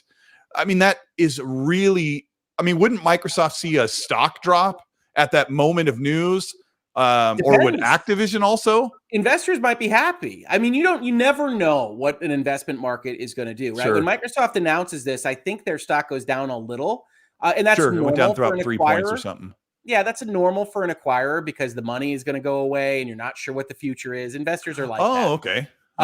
But on the Activision side, the number immediately pops up, right? The Activision number goes from 60 or 50. Yeah, to it 80. was. Yeah. I wish I could bring it up on screen, but yeah, there was Activision. I'm doing it for your guys' side on watching. It was like this, and then Phil goes, "Hey, we like you," and also it dropped up. What was Now, the percentage? Like a 30? Yeah, the interesting part about the Activision bounce, though, is that they didn't bounce to 95, right? If this deal is a done deal, then a share of stock in Activision is worth $95, and the price right now is in the low 80s, I think. So that's showing you a discount for a number of things. It's showing you a discount for the regulators might jump in. It's showing you a discount for the stockholders might not approve it. It might be a different deal. Something bad might happen between now and then. And it's not an insignificant discount. If I could tell you right now, hey, I'll pay you $95 for what you got. I'll sell it to you for 80 today and I'll pay it to you tomorrow. Yeah. Everybody watching this would take it, but there's a lot more risk in this deal that you're seeing built in by the market as it evaluates this kind of thing. So it's not a non-zero chance of something going wrong between now and $95 day. No question. Yeah, I got to say, thanks to all the 1,500 people who are here watching. We're very fortunate to hear Hogue talk about this. He's an expert in corporate law. He's an expert with 15 years experience of mergers and acquisitions. He knows his way around this. And the best part is he loves what he does. And add the cherry on top, he loves the video game industry and playing video games. So yes, we are very fortunate to hear what he has to say. I would love to hear more questions from the chat as we kind of go through this, but I am really learning a lot. I can't miss a video now. This is it's amazing. Yeah, thank you so much for being here. Let's see. We got Hargeet Johnny's second one. It says, on the monopoly point, if Nintendo makes a high-powered console, please do, Nintendo. Please do.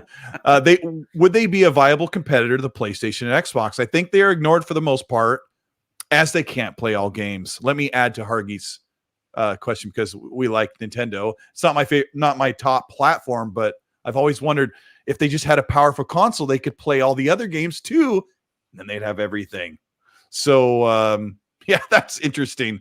We got Code Always Wins with $5 super chats. He says, you can also download RetroArch on the Xbox Series X.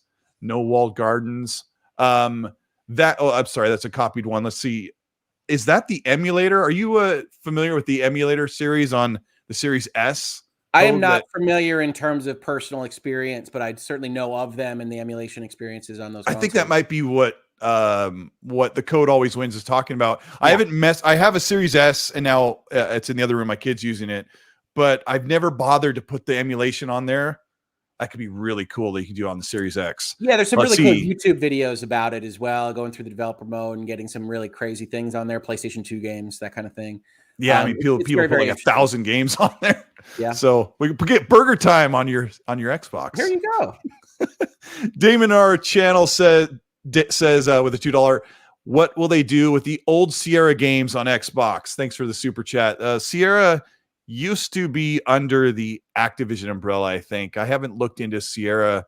Activision owns the Sierra brand. It's not a company anymore, so they have all those intellectual property assets. We saw King's Quest Revival in 2015. That was really, really good. If you're at all interested in that series, the Odd Gentlemen were commissioned by Activision to make a King's Quest game. Came out episodically over 2015, 2016. Very, very good. Highly recommended by me. For what it's worth. I've seen the Sierra logo many times on games I've loaded up, and they are bygone of the gaming history. Spartan Ghost 17 with the £2 super chat. Thank you, Spartan. He says, Hogue, why is Apple playing hardball for Game Pass? Well, it depends on who you ask. You go and ask Tim Sweeney and Epic Games, they tell you they're playing hardball so that they can preference their own gaming service and App Arcade and keep everybody else down. I think there's some truth to that, to be fully honest. But the question becomes, should Apple be able to have the right to control their own access to their own system? And that's where things get a little bit more dicey. And I think Brad, who was on earlier, had it right to say Epic, I don't think is going to win the legal fight against Apple. They've lost basically everything. The Ninth Circuit is unlikely to overturn that, although it is being appealed right now. It's going to be a couple year long process for that. But right now in the halls of Congress, there are multiple bills that are being considered that would crack open the Android and Apple ecosystems. There is a significantly higher chance of success going that direction than the opposite, because if there's one bipartisan agreement in Washington now, it's that the politicians don't like the power big tech has. And so you can win certain congressional concessions by vilifying big technology companies. And we're seeing that happen today. That's another thing I had to ask you. You covered it in that video last week where you said it could come down to someone in the committee having a bad day. Sure.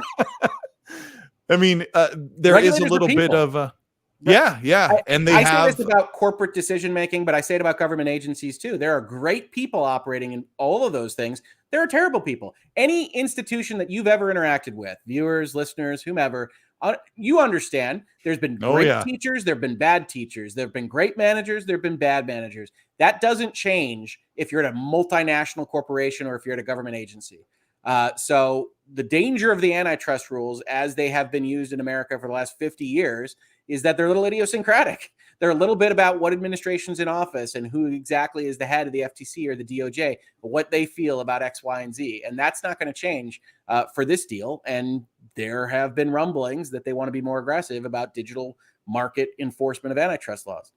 Oh boy. And I really assume that most anybody who goes in with a big merger acquisition proposal is like, we're doing it for the good of this or the good of that. And they have to deal with that, right, every day. Well, if you really think about antitrust, it's a wild sectional law anyway, right? It says we love competition. We want competition out there because it's good for the consumer. And what does really ruthless competition look like? It looks like trying to obliterate your competitors. And so there's a tough thing that the antitrust regulators have to do to say, here's the line.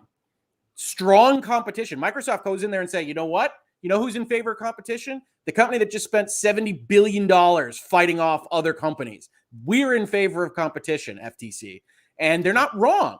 But what those agencies look at is, okay, at some point you cross over the line to obliteration, and that lowers competition on the whole. And so that's what they're looking for.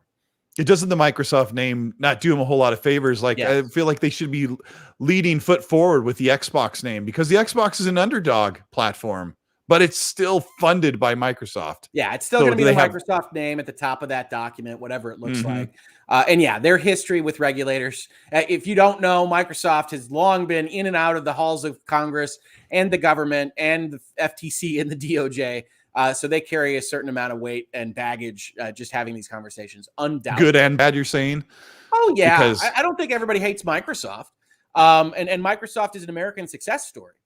So you do have the ear of those folks that look and say, hey, you don't want to block acquisitions of American companies buying American companies to make digital market enforcement when America has to fight off, other multinational companies. And so you'll have differing politics on those kinds of conversations. But anybody that tells you that they can guess as to what direction that'll go with all of those voices and everything else is lying, because it's just guessing. A matter of what happens when it actually happens.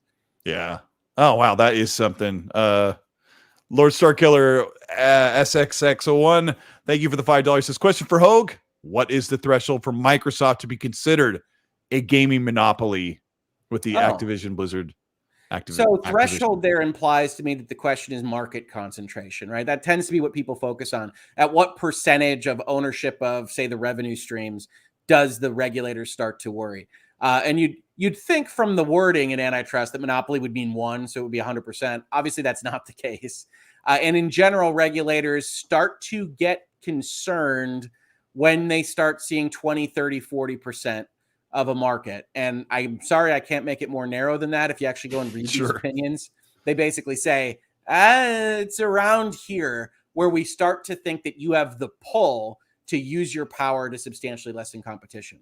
It gets a little bit more confusing from there, because outside of the merger context, and I've talked about this in Virtual Legality before, it isn't illegal in the United States to have a monopoly. It's not illegal to monopolize a given market. It's illegal to use that power in an unreasonable way to restrain trade. And all those phrases mean nothing It's all interpretive by courts and by regulators. So it's important to note that. And when we look at something as an example, when we look at Epic versus Apple, Epic says Apple is a monopolist provider of access to iOS. And if you think about that logically, as that sentence comes off their tongue, you say, yeah, that's true. There is no question Apple as a monopoly on access to their iOS ecosystem. But is that the kind of market that the law should care about? And ultimately, the courts in that case right now have decided that it isn't. And that matches up with precedent in antitrust law for the last 100 years. Yeah, that is super interesting. That statement when you say, it's not illegal to have a monopoly, but what does it mean? What makes the monopoly illegal? Like what is, can you come up with an example? Sure. It's sort of vague. Yeah. So when I say it's not illegal to have a monopoly, you can have a natural monopoly. You can have your competition is so good. Your brand is so powerful. The quality of your services is so strong. Your price is so low that reasonably like Windows. You're just the best place to go get the thing. Right. And so you just get all the shoe sales in America because you're that awesome. And the antitrust guidelines are very specific in saying we do not want to curtail successful business models. We don't want to say, hey, you can't be the best of best shoe salesman in the country. We want you to try to do that. And okay, that's good. In most cases, that's going to result in a kind of churn of different competing forces, and that's going to be great. But if you are the best, you could wind up in a place where you have 100% of the market. And then we take a very careful eye to make sure that you don't, once you have 100% control, triple your prices all of a sudden, or that quality goes down, or that something happens where you've used your monopoly power now in an untoward way.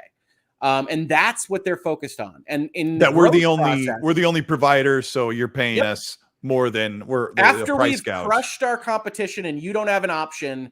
Now it's 5 times as much. And now this is why competition that quality has been lowered. So you're allowed to compete at maximum strength under the United States law. That's what they want you to do. But you have to be careful to not take steps that are specifically designed just to curtail competition and not benefit the quality or the price or whatever it is of the product or service that you provide. And yes, I understand that sounds Byzantine and like it has all these different amorphous characteristics. That's correct. That's the way antitrust law is on the ground. Well, I mean, Microsoft had a monopoly with the operating system on a personal computer. Not many people are on Linux or other competing operating systems, but Microsoft wasn't even monopolizing the operating system on personal computers. Like that was a concern back in the 90s, wasn't it? Yeah, and that's the nature of antitrust, is to be concerned about things. It's always forward looking, right? But even there, to whatever market share that Microsoft had of operating systems, and it was really in bundling operating systems with hardware and controlling those contracts and then bundling that operating system with access to specific internet browser technology. Like when you buy a PC, it comes with Windows. Is that what you mean? The PC comes with Windows, and Windows mandates Internet Explorer. And this whole chain is what the Federal Trade Commission, the Department of Justice were most concerned about in the 90s. So when you're talking about how that happens, it's not the monopoly necessarily. If Windows is just the best place to have your operating system, that's great. You got your 80% market share. You did it naturally. That's fine. But when you do that, and then you bundle Internet Explorer and you make it difficult for Netscape or whomever at the time to get onto your access, that's when they get concerned. That's when you see those types of things happen. So that's the difference. Unfortunately, a lot of it is kind of, I know it when I see it from a court's perspective or a regulator's perspective. It's behavioral rather than just competing. If you're competing on quality, if you're competing on access, if you're competing on services and price, in general, the law doesn't care. Regulators can still care, but the law isn't supposed to care about that kind of competition. I can see that. It cares about the other stuff. Okay. Yeah, that makes sense. Lord Onion has a $5 super chat. It says, Dear Sony, you can have Call of Duty every year, but we need Spider-Man, God of War, and make a VR Halo game. Sincerely, Phil Spencer. The franchises are a big part of this acquisition to bring franchises to Xbox. And we haven't quite talked about some of these franchises, but we talked about Call of Duty a lot, Hogue, but there are a lot of franchises that come with Activision and Blizzard. Some of them have been dormant for about 10 years. I don't know if you played a lot of Blizzard games over the past 20 years, but what IPs would you like to see reemerge that have been sitting on the bench? Oh, see, I'm a big fan of the mascot platformer, right? It's one of the things I love on Nintendo. I really, really loved Crash Bandicoot 4 that It's Activision good. released. I thought it was fantastic and really beautiful. hard, and it was just great. So I would love to see resources thrown at Crash and Spyro. I have a lot of great memories of them. I think they are good platforms for engaging even with the current generation. I think Microsoft, frankly, needs some mascot platforms, needs a little bit more of a push into a little bit family-friendly kind of activity. I would love, love, love that. And I think Activision, before they took all their eggs and put them in the Call of Duty basket, had actually proven the business viability of the Crash remasters, of the Spyro remasters. And to me, Crash Bandicoot 4 was such a great, at least quality level success. I was expecting my Spyro 4. So if Microsoft could get that out the door, that would be awesome. But outside of that, Sierra branded stuff, I grew up typing into my keyboard, playing King's Quest, Space Quest, Hero Quest. I love those games to death. I don't know whether they have a place in the modern landscape. Like I said, I really like the King's Quest revival. I don't know if there's value in that IP to a kid in 2022. But selfishly, that's what I like. So I would love to see that. Blizzard has a long history of successful properties. I think their output has been so slowed in the last little while. I would love to see it either reorganized to get more functional or have their assets and intellectual property spread around Xbox gaming and get more of that kind of stuff out. I would be really intrigued to see what they would do with a StarCraft or a Warcraft, whether that's Age of Empires, an Ensemble, or someone else checking that out for themselves. That would be awesome. Activision offers so many opportunities. It would be great just to see it and what they could do with it and not just make Call of Duty with their bundle of IP.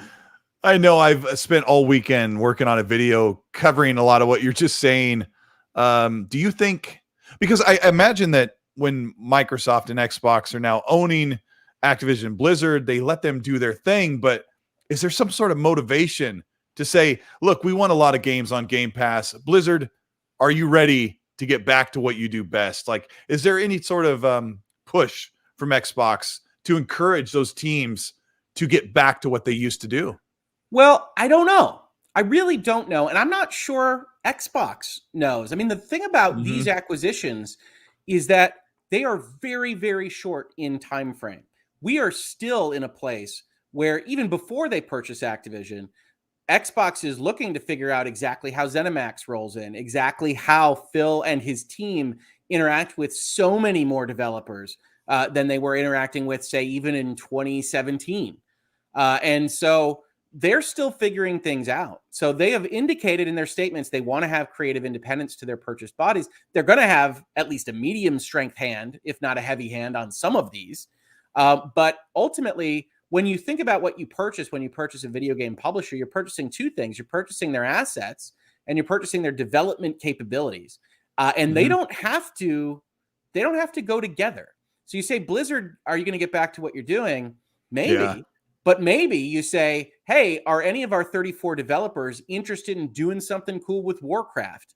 And so you start to broaden out. There can be cross-pollination of ideas and concepts across a giant Xbox gaming entity. And how they decide to deal with that is going to be one of the really interesting stories going forward. Because I suspect Phil is going to try to motivate his developers by saying, hey, what do you want to do? And then going from there. Sony takes a little bit of a heavier hand. We saw that with like Ben Studio getting 3 rejected concepts from what they wanted to do. And you can see that with Sony just kind of taking that path. It'll be interesting to see what Microsoft does, because a light hand runs the risk of people making things that aren't to market, don't have buyers that are that interested, making the developers happy, but not necessarily the bean counters or the community even. And so that becomes kind of a tug of war as to what that looks like. I'm fascinated by that. You saw in the reorganization when they purchased Activision that Phil got a new title, and that's a major deal. That Microsoft gaming as a concept and him being CEO is very representative of taking a bigger piece, a bigger pillar of what Microsoft wants to be into the future. But that means more management. That means more consideration of what gets made than was happening even 5 years ago. Yeah, it's more direct access to what him and Satya talked about a year ago, was how we're all in gaming in that press brief. But Hogue, I wasn't really thrilled about the new name called Microsoft Gaming, because Xbox had spent the better part of 3 or 4 years establishing that that gaming is called Xbox. Yeah. And then you're on Xbox, whether you're on an Xbox console or brand new Xbox console, or whether you're playing on Xbox Live or in Game Pass. And even when they said that we're going to call it PC Game Pass instead of just calling it Xbox Game Pass PC, splitting where the name Xbox, like a strong name for PlayStation, is amazing. You don't have to say Sony. Everyone knows what a PlayStation is. And I feel like they took another wrong step in messaging, which seems like it's so obvious to just consolidate everything to the name Xbox. If you're playing on cloud online, you're an Xbox gamer. And they've kind of mixed that where they put Phil in the head of Microsoft Gaming. But it does make me wonder if they will put those teams to work. And I hope Phil and Matt and all of those other people that are leading the games industry is getting those teams excited about creating games again, because I feel like they've been dormant. Cadaver. I think it's a big deal, definitely. I mean, I think there is one critical concern from a marketing standpoint with the Xbox name, right? And that's the box. Box is built into that in a fashion that Microsoft's trying to get away from, in a way that maybe PlayStation doesn't quite have the problem with. If they were to just go all digital, Station is still kind of a place to go play games. Box is still reminding you of a plastic box under a TV. They've been terrible with names. Microsoft is. So I like Microsoft. I'm glad they're in gaming. I'm glad they're making these investments. Let's be honest. They've had a long, winding journey with the names of their products, right? I mean, the Series X, heck, the 360 being named the 360 primarily because they didn't want to get outnumbered by the PlayStation 3. All of these are interesting things that happened in the world of gaming. Microsoft has always been maybe thinking 2 steps beyond what they need to market these very good devices in the naming side of things. So I don't know whether Microsoft Gaming winds up taking over as their main naming, but I do look at that and say, for a company that really wants to live on a recurring revenue service model, box is maybe not what you want to attach to it. Yeah, maybe not. I mean, but the logo, just a simple logo that says Xbox. It doesn't designate which console, I think would work for gaming, but they're kind of going in a different way. But I don't know. We've got Koi Cadaver with a $10. Thank you so much, Koi. Says, give me a prototype reboot or give me death. Not a remake. I want a whole new game. I love Prototype. I'm playing Prototype 2 right now. I wish it was at a higher frame rate, but it's already been remastered for last generation consoles. So I would love to see Prototype. And I realize that it is so much like Saints Row 4 and Crackdown in a lot of ways. It's kind of like infamous Second Son. I don't know. You know what Prototype always reminded me of? There was an Incredible Hulk game. Yes. That I felt like Prototype was doing the same kind of thing for. And those games are fun. They're stupid, but they're fun. Yeah, they're very stupid and fun. And I enjoy them. I need to play that Hulk game, but was that on the original Xbox or I'm trying to remember whether it was too old for me to go back and check out, but sometimes I like dumb fun like that. But Spartan Go 17 with the £2 says pressure mounts on Phil after this acquisition. He looked like he was pretty happy when he was on NBC. Gosh, I just watched it the other day. He looked like he was pretty happy and looks like they're doing pretty well with this acquisition. I know, Hogue, is a lot of the pressure on other parts of the team as far as dealing with the regulatory and is that not so much on? Yeah, getting the deal done, sure. But I do think you got your parent company to commit to close to $100 billion in 3 years. There's a certain amount of, okay, now make it rain that comes with that. And so Phil Spencer, his job is to project confidence. His job is to project that he's an ambassador for both his service and his company and to the community that will serve as his customer base. But there is no question that this kind of commitment puts an enormous amount of pressure, like a quarterback in a big game. Nothing wrong with it. But he's now on the big stage and he is going to go make Microsoft money or he isn't. And I tend to think he is. I think he's doing a lot of good things, and I think he's making a lot of right decisions. Is Is he borrowing 68 billion from Satya and saying, "Look, I'll get it back to you in a few years by in some goodwill." In Yeah. goodwill. I mean, it's the company's money, but he says, we're gonna get this company. We're gonna buy Activision for a good price because their stock price had fallen pretty significantly, and we're going to use it to make our shareholders a lot of money. And that's how that all goes. And now Phil has to go do it, and I think he will. I think Xbox will. But there's no question there's pressure on that. This is an enormous expenditure by this company to do this. I'm glad I'm not him right now. Prometheus with the $5 says, in case of Tencent, who has 100% stake in several studios, what kind of pull would Tencent have? Over what? Yeah, that's what I'm wondering about. Over other acquisitions, maybe. We'll round back to that. But yeah, Wolf of Darkness. They've got a lot of money. Wolf of Darkness with the AED 1799 says, "What's up, Colt? My question to Hogue. You're a talented person. Have you ever considered working with the Microsoft gaming division? Hook him up, Colt." Well, I can tell you, what can I tell you? So ethics in law is important. I have been on various sides of the conference room table with the bigwigs at Microsoft Gaming in the past. Awesome. There you go. That's all we need to know for now. I think that's all I can say, so that's good. There you go. That's very, very, very cool, man. Sleeping Vistas with the Australian $5 says, Hogue, do you see both companies shoring up their existing contracts with other online multiplayer gaming companies in anticipation of a future acquisition? I wonder if he means both companies being Activision or with PlayStation. You can't move a ton of stuff around in the Activision space while the deal's pending. You can absolutely continue to operate in the ordinary course. But I think if the broader question is, are you paying attention to this and are you considering this kind of consolidation environment when you're making your next contract and having your lawyers draft up those provisions, the answer is yes. That your job is to consider, okay, if this were to happen, what bad things could happen? What provisions do I need in the contract? When you say shore up, that's the idea, is that you look at that and say, okay, if Microsoft were to swing around and buy you tomorrow, what do I need to have in this contract to make sure I'm okay for at least some kind of runway after that happens? That will be occurring across the entire industry.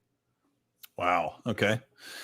Z Black Rider with the Canadian 5 says, who ends up heading Activision and Blizzard? Thank you, Z Black Rider. He says, I hear there are a couple of ex-Sony CEOs available. Sean Layden's amazing. I'd love to see him get back into the gaming sphere, but he is working in big events for major companies, and I'm sure he's super happy. But so who would be leading Activision Blizzard when Bobby Kotick steps down, Hogue? Well, I mean, they formally said that they'll report directly to Phil Spencer. So their plan is to put these big publisher purchases direct under the CEO. As for what like the middle level of management looks like, I suspect they'll have handlers from however Microsoft decides to organize it that won't necessarily have final say. They'll have kind of quasi-final say, subject to consent of the overmind, as it were. And so I think what you'll get is probably Microsoft internal folks and perhaps some promotions from within at the various entities that make up Activision Blizzard. We say Activision Blizzard, but it's actually a series of different developers, right? And in fact, I think the current head of Blizzard, Mike Ibarra, is ex of Microsoft, right? So I mean, right, that'll be an interesting coming home reunion already. Yeah, I've been on a show with Mike and got to meet him briefly. And he moved away from Microsoft to go work at Blizzard, and coming back is, I would assume, and I've been asked this question as well, Hogue, I would assume that Mike Ibarra would pretty much see business as usual, still be reporting with the same people. He'd report to some people from Microsoft, but some of those teams are mostly intact when they come in, and they're going to stay in their places in Canada, in France, in California. They're all over the place. I've dug into some of the studios. So they get to kind of treat business as usual with just new head people to report to. So Mike Ibarra may find himself again reporting back to Phil Spencer, just doing what like he did in the old days. Yep. So Jeffrey Garcia, thank you for the $5. Says, Hogue, from all the acquisitions you've seen, and you had to take a guess, what are the chances that Microsoft will successfully complete this purchase. He wants a percentage Right. from you. I think you kind of have danced around this a little bit, but you just give your personal take from what you've dug into. What percentage of a chance of approval is Microsoft sitting at? I mean, I think you're at 80 to 90% chance of it going through. You could go as low as 70, but that also incorporates the concept that you could have some kind of concession, right? Part of the process is not just they come in and block you, is that they ask for something. Yes or no, right? Yeah, that could be you're not going to buy this part; it's going to go off to a third party, or you promise that this isn't the kind of thing the FTC usually does, but you promise that Call of Duty will be on Sony. That sounds so insane. Yeah, well, but those are the concessions, right? If you try to imagine the scenario where the FTC cares about that, it's because you're trying to monopolize a software as a service model, and you want to avoid that as a competition market.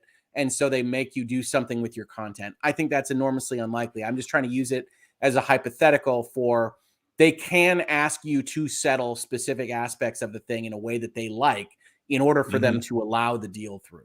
Let me ask you a question. Yeah. Let me ask you a question, Hogue. Could they sit down to look at this acquisition deal and they'll look at numbers, they'll look at sales projections, or they'll look at revenue streams, right? They look at things like that? Yeah, they'll look at the market concentration. Would they look at this and go, because you and I know this, right? Would they look and say, and here's my mathematical calculation. PlayStation makes about $250 million a year from Call of Duty alone. That's what they clear after their take and their profit. So let's pretend that number's real. Could the regulatory committee say, look, PlayStation makes $250 million a year when Call of Duty exists multi-platform? If this deal goes through, they're going to take a significant pay cut from their regular revenue stream, and we don't like that. Is that how it works? No, because the functional thing that needs to be remembered about the law is that it doesn't care about competitors, it cares about competition. So anything that the FTC does would be framed as it's a problem because this hurts competition in some fashion. And simply killing a revenue source for your competitor is much more arguably pro-competitive, right? You're trying to hurt your competitor in a fashion that worked in your business model. You had the cash to do it. So it's unlikely that they would frame that in that particular way. Doesn't mean they couldn't come around the horn for it and try to like how could they frame that? Like worst case scenario is kind of what I'm looking at. Like how do they look at Call of Duty hurting PlayStation in a legitimate way that the regulatory agency would look at it? So we're trying to guess at the way a regulator that, in my opinion, would be operating probably outside the bounds of what I would recommend would do and frame it as. So we have to start there. Like I would probably say this deal should largely go through and not have these problems. But if we pretend we're that regulator, I think what you're looking at is a situation where they claim that keeping Call of Duty off of Sony kills Sony's ability to participate in some other digital tech market. In this particular way, the best way I can kind of imagine framing that is that Spartacus, or whatever the heck they wind up calling their entry into software as a service and a recurring revenue stream, is killed by content being killed available for that service. Microsoft did that, and then that's anti-competitive on broad strokes because they're monopolizing that particular market. So framing it that way, then you start to say, well, you have to make Call of Duty available for their service or something along those lines. And again, the one thing I would impress upon you and your viewers is I think that is unlikely, but that's what it would look like in practice. Okay. It's just so weird to think about somebody like that worried about what Call of Duty does, but looking at the numbers was kind of my approach. Well, I mean, one example I can give you, right, is I don't know how familiar you are with the NVIDIA and ARM transaction, but that's currently getting blocked. And one of the things that NVIDIA has tried to promise to the FTC is we will keep a neutral open contract with CPU providers, even though we'll be the sole providers of this particular piece What's of design the ARM technology. Part of the NVIDIA So litigation? ARM makes designs chips, right? And NVIDIA, it builds them. And so they would have a monopoly on certain design aspects. ARM designs for everybody, including NVIDIA's competitors. So the FTC comes in and blocks them. It says you would be able to control the design of chips that you otherwise want to make. And so NVIDIA says, yeah, we understand why you're concerned about that, but here's the reasons X, Y, and Z why you shouldn't be. And one of the things they said is, hey, we will agree to affirmative covenants. We will make promises that we'll keep a neutral contract. We'll contract with CPU people that even are competitors to ours, that kind of thing, if you'll let this deal go through. And the FTC doesn't seem inclined to do that right now. And that's a very, very short form version of those documents in that discussion. But that's the kind of thing that tries to get done in a settlement. Oh, you're going to block us? Then can we come to an agreement? Can we agree to this? Can we divest this? Can we promise this? Can we get you to where we need you to be? And that's happening in an already hostile regulatory environment. I don't necessarily think this is going to wind up in that space, but if it does, that's what that push and pull looks like. Okay, yeah, I mean, it just doesn't seem like Call of Duty would be a bargaining chip. Maybe it's just a show of good faith, I guess. Anthony Johnson with the $5 super says, I was just playing God of War on my Xbox Series X using Microsoft Edge a couple hours ago, and the gameplay was actually good. I have not tried doing that through PlayStation. Nice. Interesting. The code always wins with another $5 says, the RetroArch can play PlayStation 2 and Series S also with retail non-dev mode. Great stream, and thanks for the content. I'm going to check that out. RetroArch. I've heard people talk about it. Jake Macheline says with the $5, could Sony force a biannual Call of Duty, whether Xbox wants it or not? Right now, as far as we know, and I'll let Hogue kind of supplement this as well, is that PlayStation has agreements with Call of Duty until 2024. So what that means, the next 3 Call of Duties will definitely not be exclusive no matter what. So you've got the one coming this holiday, the one coming out the holiday that Xbox and Activision have finally sealed the deal, so to speak, and then one after that in 2024, which is nuts. So his question, I'll read that last part again. He says, could Sony force a biannual Call of Duty, whether Xbox wants it or not? No, I don't see any universe in which they can force anything. Even if Xbox's deal were to fall through, that's still a third-party publisher. Yeah. So Sony can ask for things. You're talking about contract parties, and whatever contract they currently have will get them through whatever that contract period is. Xbox has said they're going to honor those contracts. Outside of that, Sony itself doesn't seem likely to be able to force anything. The concession regulatory process could potentially do that kind of thing, but that also seems unlikely in the long term. Yeah, it is interesting. Sony won't be able to force anything when it comes to Call of Duty after these agreements are up. Lord Starkiller XSX01 says, when the Activision Blizzard acquisition is completed, I look forward to having Call of Duty on Game Pass day and date. One of the other questions people are asking is, how soon will Activision games start appearing on Game Pass? I mean, they haven't bought them yet, so yeah. I mean, well, they could still enter into an ordinary course agreement. I don't actually know historically whether any Activision games have appeared on Game Pass before. Maybe you know the answer to that. I would say I don't think any are on there. I looked for some to download to create videos, and I haven't bought a lot of the I bought a few, but none of them are on Game Pass. So the question is, like, can they Tony Hawk or Crash or something like that might have been on there for a period? No, of time? I don't think they were. I just own the games. Yeah. All right. Yeah. So the answer to that is Activision could enter into an ordinary course agreement with Xbox tomorrow if it were on the standard kind of terms to whatever they would ordinarily do for Game Pass. After the deal gets done, then you're looking at contractual commitments in the same fashion, right? It's unlikely that Call of Duty, if they do have a contract with Sony, and we don't know all the specifics there, it's all behind the scenes, has a provision in it that says you're not going to be on a competing software service. We've seen that with the exclusive that leaked out that seems real, even though we don't have full verification of that. With like those exist, like if PlayStation has like a marketing deal with a multi-plat game, there's probably something in the legal document that says you cannot put this game on Game Pass or use some type of... Right. So if you remember, we got a leaked version of this marketing agreement that seems like it was probably accurate for Resident Evil Village. And there were provisions in there that said effectively you won't be on another service. Didn't call out Game Pass specifically, I don't think. Talked about it in broader terms that would have included things like Amazon service or Google Stadia or Game Pass or anything that really had that kind of functionality. And that was the deal, right? We're giving you money to be exclusive, to be associated with our brand. You're not also going to be simultaneously associated with a different brand like Game Pass. So if that's in the Call of Duty contracts, that could be blocking those kinds of things. Otherwise, I don't think Sony's blocking things like Crash Bandicoot on Game Pass. So that kind of thing could happen in this interim period as well. But those would all be effectively, even though it sounds weird, Activision negotiating with Microsoft because it has to be ordinary course before the deal is actually done. Okay. Yeah. Lord Starkiller has another one for $5. So shout out to Hogue Law and Brad Sams. And thanks, Brad Sams, for being here earlier.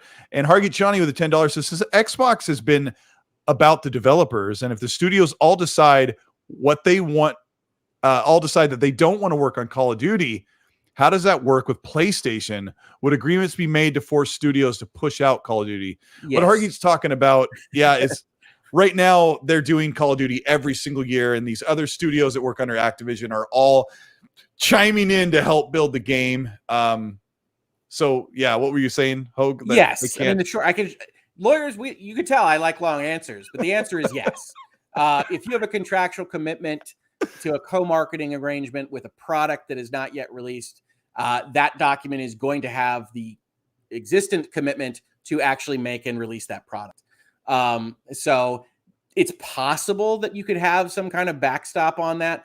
I don't think there's going to be a large scale 34 developer revolt on making Call of Duty at Microsoft. But if there were, that's when you start to see a heavier hand, right? Phil has indicated he doesn't want to just command and control, but at some point you're meeting your contractual commitments, you're doing your obligations. And part of that story would also be like, okay, if you don't want to do this in this fashion exactly, we can move it around to different developers. We can do different things with it. We're not going to have committed to this is the Sledgehammer one, probably.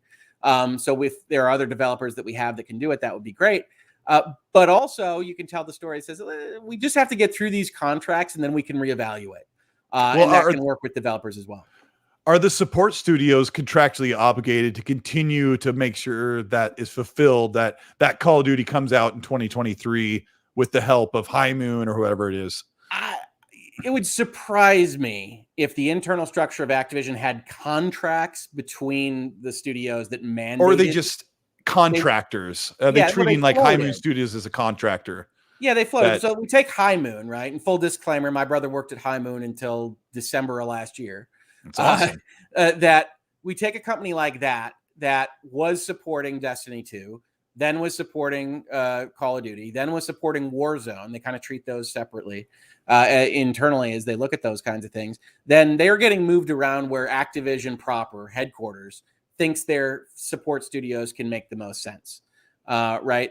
And so generally speaking, you wouldn't need a lawyer to draft up paperwork for that. You're moving your assets around as one company to the thing that you need the most of. So when that moves over to Microsoft, you don't have binding paperwork to kind of govern those relationships.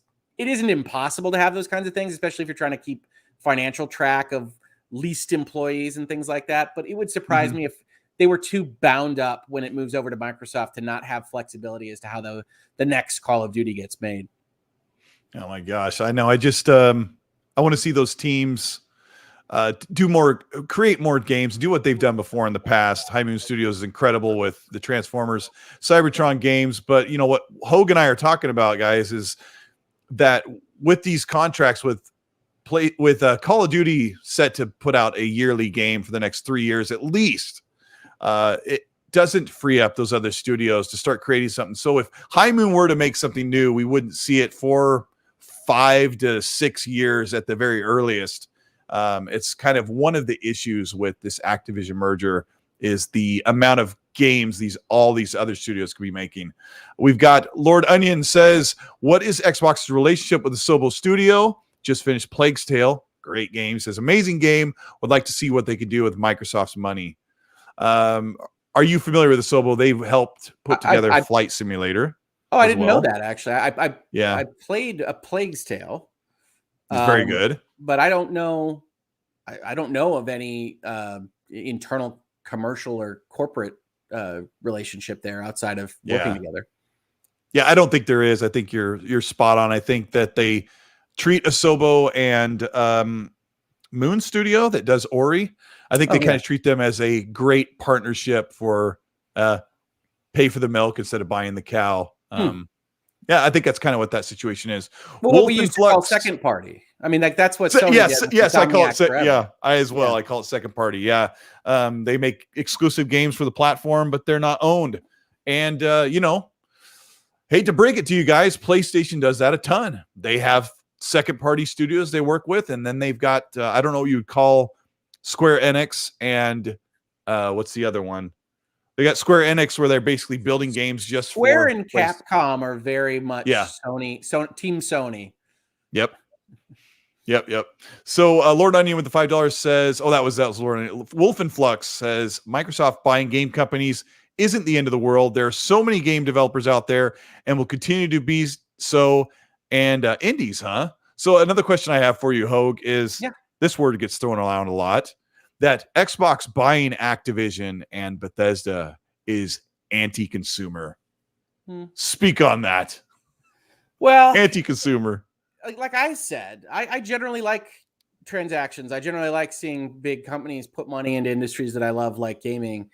So I tend to not think of it that way. But I think if you wanted to frame it as anti-consumer, what you would do is you'd say, before this, I used to be able to get my Elder Scrolls game or my Call of Duty game, and we don't know where Call of Duty winds up, on Xbox or PlayStation, or even Nintendo if you're doing cloud or whatever weird things you need to do to get those games running over there. But there's that weird word again. Well, I mean, it's truth. Nintendo finds its way, but they have to do weird stuff to do it. Yep. And if you want to say it's anti-consumer, you say that is a world that used to exist, and when this gets done, that's a world that's no longer available to me. And it was no option of mine.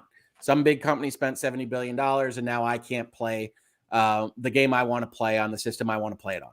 And at some level, at some superficial level, that's correct, right? Like that's a certain function of this. When Phil makes his tweet, he talks about Call of Duty. He doesn't talk about anything else that Activision makes. And so you can expect a certain amount of exclusivity and a certain amount of value to be accruing to Xbox, and that's normal for spending $70 billion. But from a consumer side of things, I mean, I think I tweeted this out, right? IGN had a poll last week that said, are you in favor of Activision games being Xbox exclusives? And I said, nobody in their right mind should answer yes to this. Like, there's no reason for a consumer to answer yes, I'm thrilled with exclusivity. It functionally doesn't matter to the player that your buddy can also play it on his console. And you get too deep in the weeds as to what the business makes sense, how they make money, what their model means. And I think that there's a weird kind of collapse in video game commentary and fandom of wanting the company you love to make profits. And outside of kind of existential threats, outside of the ship will be scuttled if we don't make X amount of dollars, for the most part, exclusivity doesn't benefit me. Exclusivity on Xbox, I can only play Starfield on Xbox. It makes no difference to me whether I could also play Starfield on my PlayStation or whether the guy that only has the PlayStation could play it over there. There's a certain amount of psychological benefit if you're just on that team. But outside of that, I look at it and say, no, I don't care whether a game is exclusive. If your business model makes sense for it, that's great. That's great for you. I'm not Microsoft. If I own shares in Microsoft, it's in some index fund. I don't own separate shares. Okay. Yeah. I mean, this was quite the debate last week. Because I agree with you, right? And it's a bragging right. I get this, you don't. But what if it's not as cut and dry as that? Because I am mostly an Xbox gamer, and I played on an Xbox One that had almost no games. I had a few third-party exclusives that weren't that great. I had the first-party exclusives were excellent, and they, with 4 or 5 studios, I just wasn't getting enough games to play on my platform. Sure. Now, and I also own a PlayStation and I own a PC. I have them all right here. So I have all the platforms, so I don't have to pick and choose. Right. But if my favorite place to play is Xbox, and Phil says, I want to buy Activision, and now we know that Activision will increase their output of games instead of decreasing it, because now they've got more funding. Now they've got more support, technically and creation-wise support. That as me as an Xbox gamer, I will get, this is skipping the whole Game Pass value thing, right? Yeah. I will get access to games at a better value and maybe at a higher clip, because Xbox is going to be funding a studio that was kind of making everyone make Call of Duty. So there is a reason to celebrate that. Correct?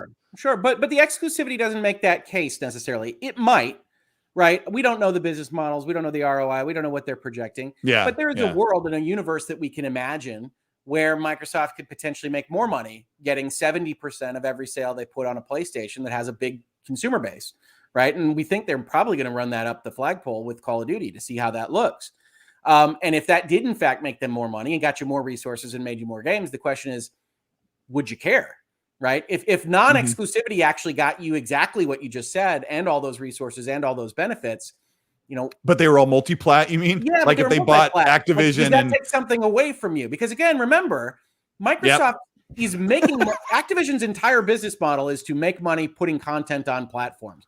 If Microsoft puts Call of Duty or even Starfield, I know that's not going to happen, but if we imagine that they put it on PlayStation, they're going to make money the same way ZeniMax and Activision did. They're going to sell content on this other console. And if that made them more money, if just the mathematics turned out that way and they got you all those benefits, aren't you celebrating that more? You don't get the psychological exclusivity, but again, the exclusivity is a separate question.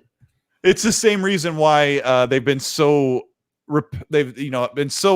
about God of War going to PC, because they feel like something was taken away from them. But in actuality, when Sony Santa Monica puts God of War on PC, they have more money and they get more money, make more games, or they have more fans for their product.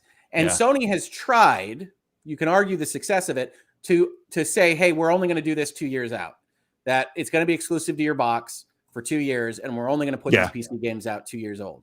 And so you could see them trying to balance that psychological concept, that goodwill, that audience. I'm not trying to suggest it's non-existent. I'm trying to tell you, I'm a corporate lawyer. I look at these things pretty analytically, and I say on a fully vacuum basis, you figure out your business model. As a consumer, I don't care one way or the other whether it's exclusive. You figure out what works for you. It's not a benefit to me for you to be exclusive to this console. Yeah. This next super chat's perfect for what we're talking about. Sleeping Vistas with the Australian 5 says, Hogue, if I was a new client and we got into our first meeting, would I see a Master Chief helmet on your shelf, a God of War statue, or a Mario doll? I feel like this is a dating show. If I could point my camera around, and this isn't my office, this is my home office, but I can show you that I have a Master Chief helmet up there, and I have a Quark from Ratchet and Clank over there. So that's awesome. I'm equal opportunity over here. But yeah, I do have my Halo helmet I'm looking at right there. I've also got some Star Wars stuff over here. But that Quark, my brother worked at Insomniac for a while, and he helped make Ratchet and Clank Crack in Time. And so that one's special to me. And so I got both Sony and Microsoft paraphernalia up here. I got you covered. That's awesome. That's awesome. How long is this Xbox deal going to take? You talked about this a bit in your past couple of videos about how long this deal is supposed to run until maybe July of 2023. That's the out date that they gave, right? So they what's said that what's the variables? Give us the variables on this. Biggest variable is regulatory. Biggest variable is regulatory by far. The only reason I think you saw them mention fiscal year 23 was that so folks had a notion of the fact that Microsoft was anticipating a certain elongated process. I don't think they put a date for it when they did the statements for the ZeniMax transaction. The ZeniMax transaction pretty much flew through, and you saw that announced in, I want to say September, and then get closed in February, something along those lines. So that's a normal flying through transaction. I would expect this to be longer. So it's here announced in January. I would expect it to be calendar year 23. But frankly, if the regulators decide that they want to get involved, sky's the limit on the timeline. So are they submitting this now and they wait their turn? Or is it going to be a long... Yeah, they submit the stuff now, but remember that those regulators can turn around and say, we're going to need to take a deeper look at this, and we're going to put together a list of information that we need. That can take time. Then it's compiling that information. Then it's, hey, we need more. Then it's compiling more information. That process, when they decide to take a second disclosure look and disclosure exactly. requests and all kinds of things like that. I think man, it sounds so fun, Hogue. Everybody loves law. A lot of people say oh, don't worry, the Microsoft lawyers are going to take care of that, and Phil and the other team can just worry about output and that part of it. Is that true? Yeah, I mean, look, as I said, lawyers can't guarantee things, but Microsoft has some of the best. And so they're working it through, and they're going to work on the regulatory stuff. Generally speaking, when you talk about creative, which Phil is, even though he's also business, you're not going to be worrying about the FTC. You're not getting knee deep in the weeds on that kind of thing for the most part. And so the lawyers are going to take care of it. Regulators are going to take care of it, and we'll see where we wind up. But certainly Microsoft thinks it's going to go okay. They wouldn't announce it in quite the same fashion. They wouldn't have done it exactly the way they did if they didn't think it would go through in this fashion. Whether or not they're right, sure, we'll have to see. But Microsoft thinks that they can get it through as they described. Yeah. Okay. This has been the XSC podcast. I'm Colteastwood. I'm here with Hoag's Law. We've been talking about this Activision and Blizzard merger and acquisition, and I said it perfectly that time. Please, thank you so much for checking out the show. Please hit a like. Let's see if we can get up to 1,000 before we're done. We're wrapping up here. It's been an amazing show. Thanks so much for Brad Sands for stopping by for the first half. Hoag, you've been so awesome to talk about, and your passion for the really like nitty gritty part of legal stuff and your knowledge and your vocabulary, very fantastic. But to see someone who loves their work and loves some of the things that drive what brings the business to you, I really appreciate that so much. Let everybody here know what you have, like how often are you cranking out videos? Sure. What's that channel's at, like almost 60,000 subs right now? A little bit under 55, I think. But yeah, we're growing really fast.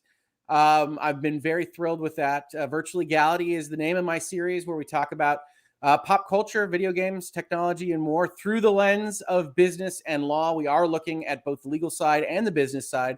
I do a lot of corporate messaging analysis, a lot of parsing, a lot of highlighting specific words, talking about how phraseology works for critical readers, which is a lot of fun for me. But if you're interested in those kinds of things, we do put out videos. I don't want to commit to daily, but it does seem like we're hitting 3+, 4+ a week. That are getting out there. Last week, I think we did 9 because there were so many angles to cover on this particular issue. So I like to say I get them out fast, farm to table about 3 hours from when the news hits, if I've got the time. I'm also running a law firm at the same time, and my clients do often have to take precedence, as you would expect, for ethics reasons and more. But that's Virtual Legality. You can find it at youtube.com/Hoaglaw, HOEGLAW.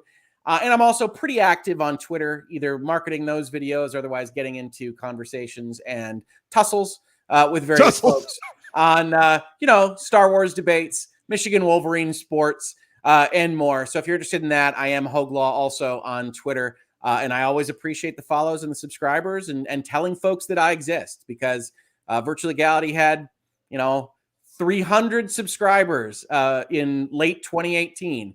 So to be at almost 55,000 here in early 2022 is pretty crazy. So I'm very happy with that. Yeah, I can really appreciate that, especially when you said like to the tens, like where you were on your subs, because it's really important to you when you're building something and creating a channel. And the year before 2018 was when my channel first started moving. Oh, nice. And I saw similar growth. And for people who don't run a channel or people who are trying to run a channel, like that kind of growth that Hoag is experiencing is really, really fantastic. It's so much fun. And I'm very proud of you for being in that moment. It's so fun. But I will get your YouTube channel and your Twitter into the description, which I do after the show posts. So Perfect. People, if you're watching this after the fact, I haven't even said this the whole show, but if you're here, you're watching it live on YouTube, but you also have this on demand on Spotify, Google, and Pocket Podcasts and Apple Podcasts. So we are an audio only on demand as well. So you can check out the show in the video and see our lovely faces, or you can check it out on demand. And I will have all the links in those as I post, and hopefully some timestamps. But Hoag, I'm so glad we got to meet. Doing this show gives me an opportunity to get people like you on the show for my benefit, because people like you are so amazing to hear your expertise, but get to make a friend. And that's really cool that we get to have that rapport. So thank you so much. Absolutely. Thank you for having me on. Thank you, everybody. If you want to see Hogue come back here in a little bit as some more of this develops, I would like to have him on here in a couple months as we get some stuff kind of reeling in through the acquisition. Thank you so much, everybody, for being in the chat. We've got well over 900 likes, and we had 1,700 people watching Hogue, so it was a good time. Nice. So thank you Absolutely. so much. I'm going to let him go. It's late over there on the East Coast, so thanks so much for being on the show, and I'll see you guys next week. And check out my video. I think it's going up tomorrow, probably. Thanks so much for everything. You guys have a good night.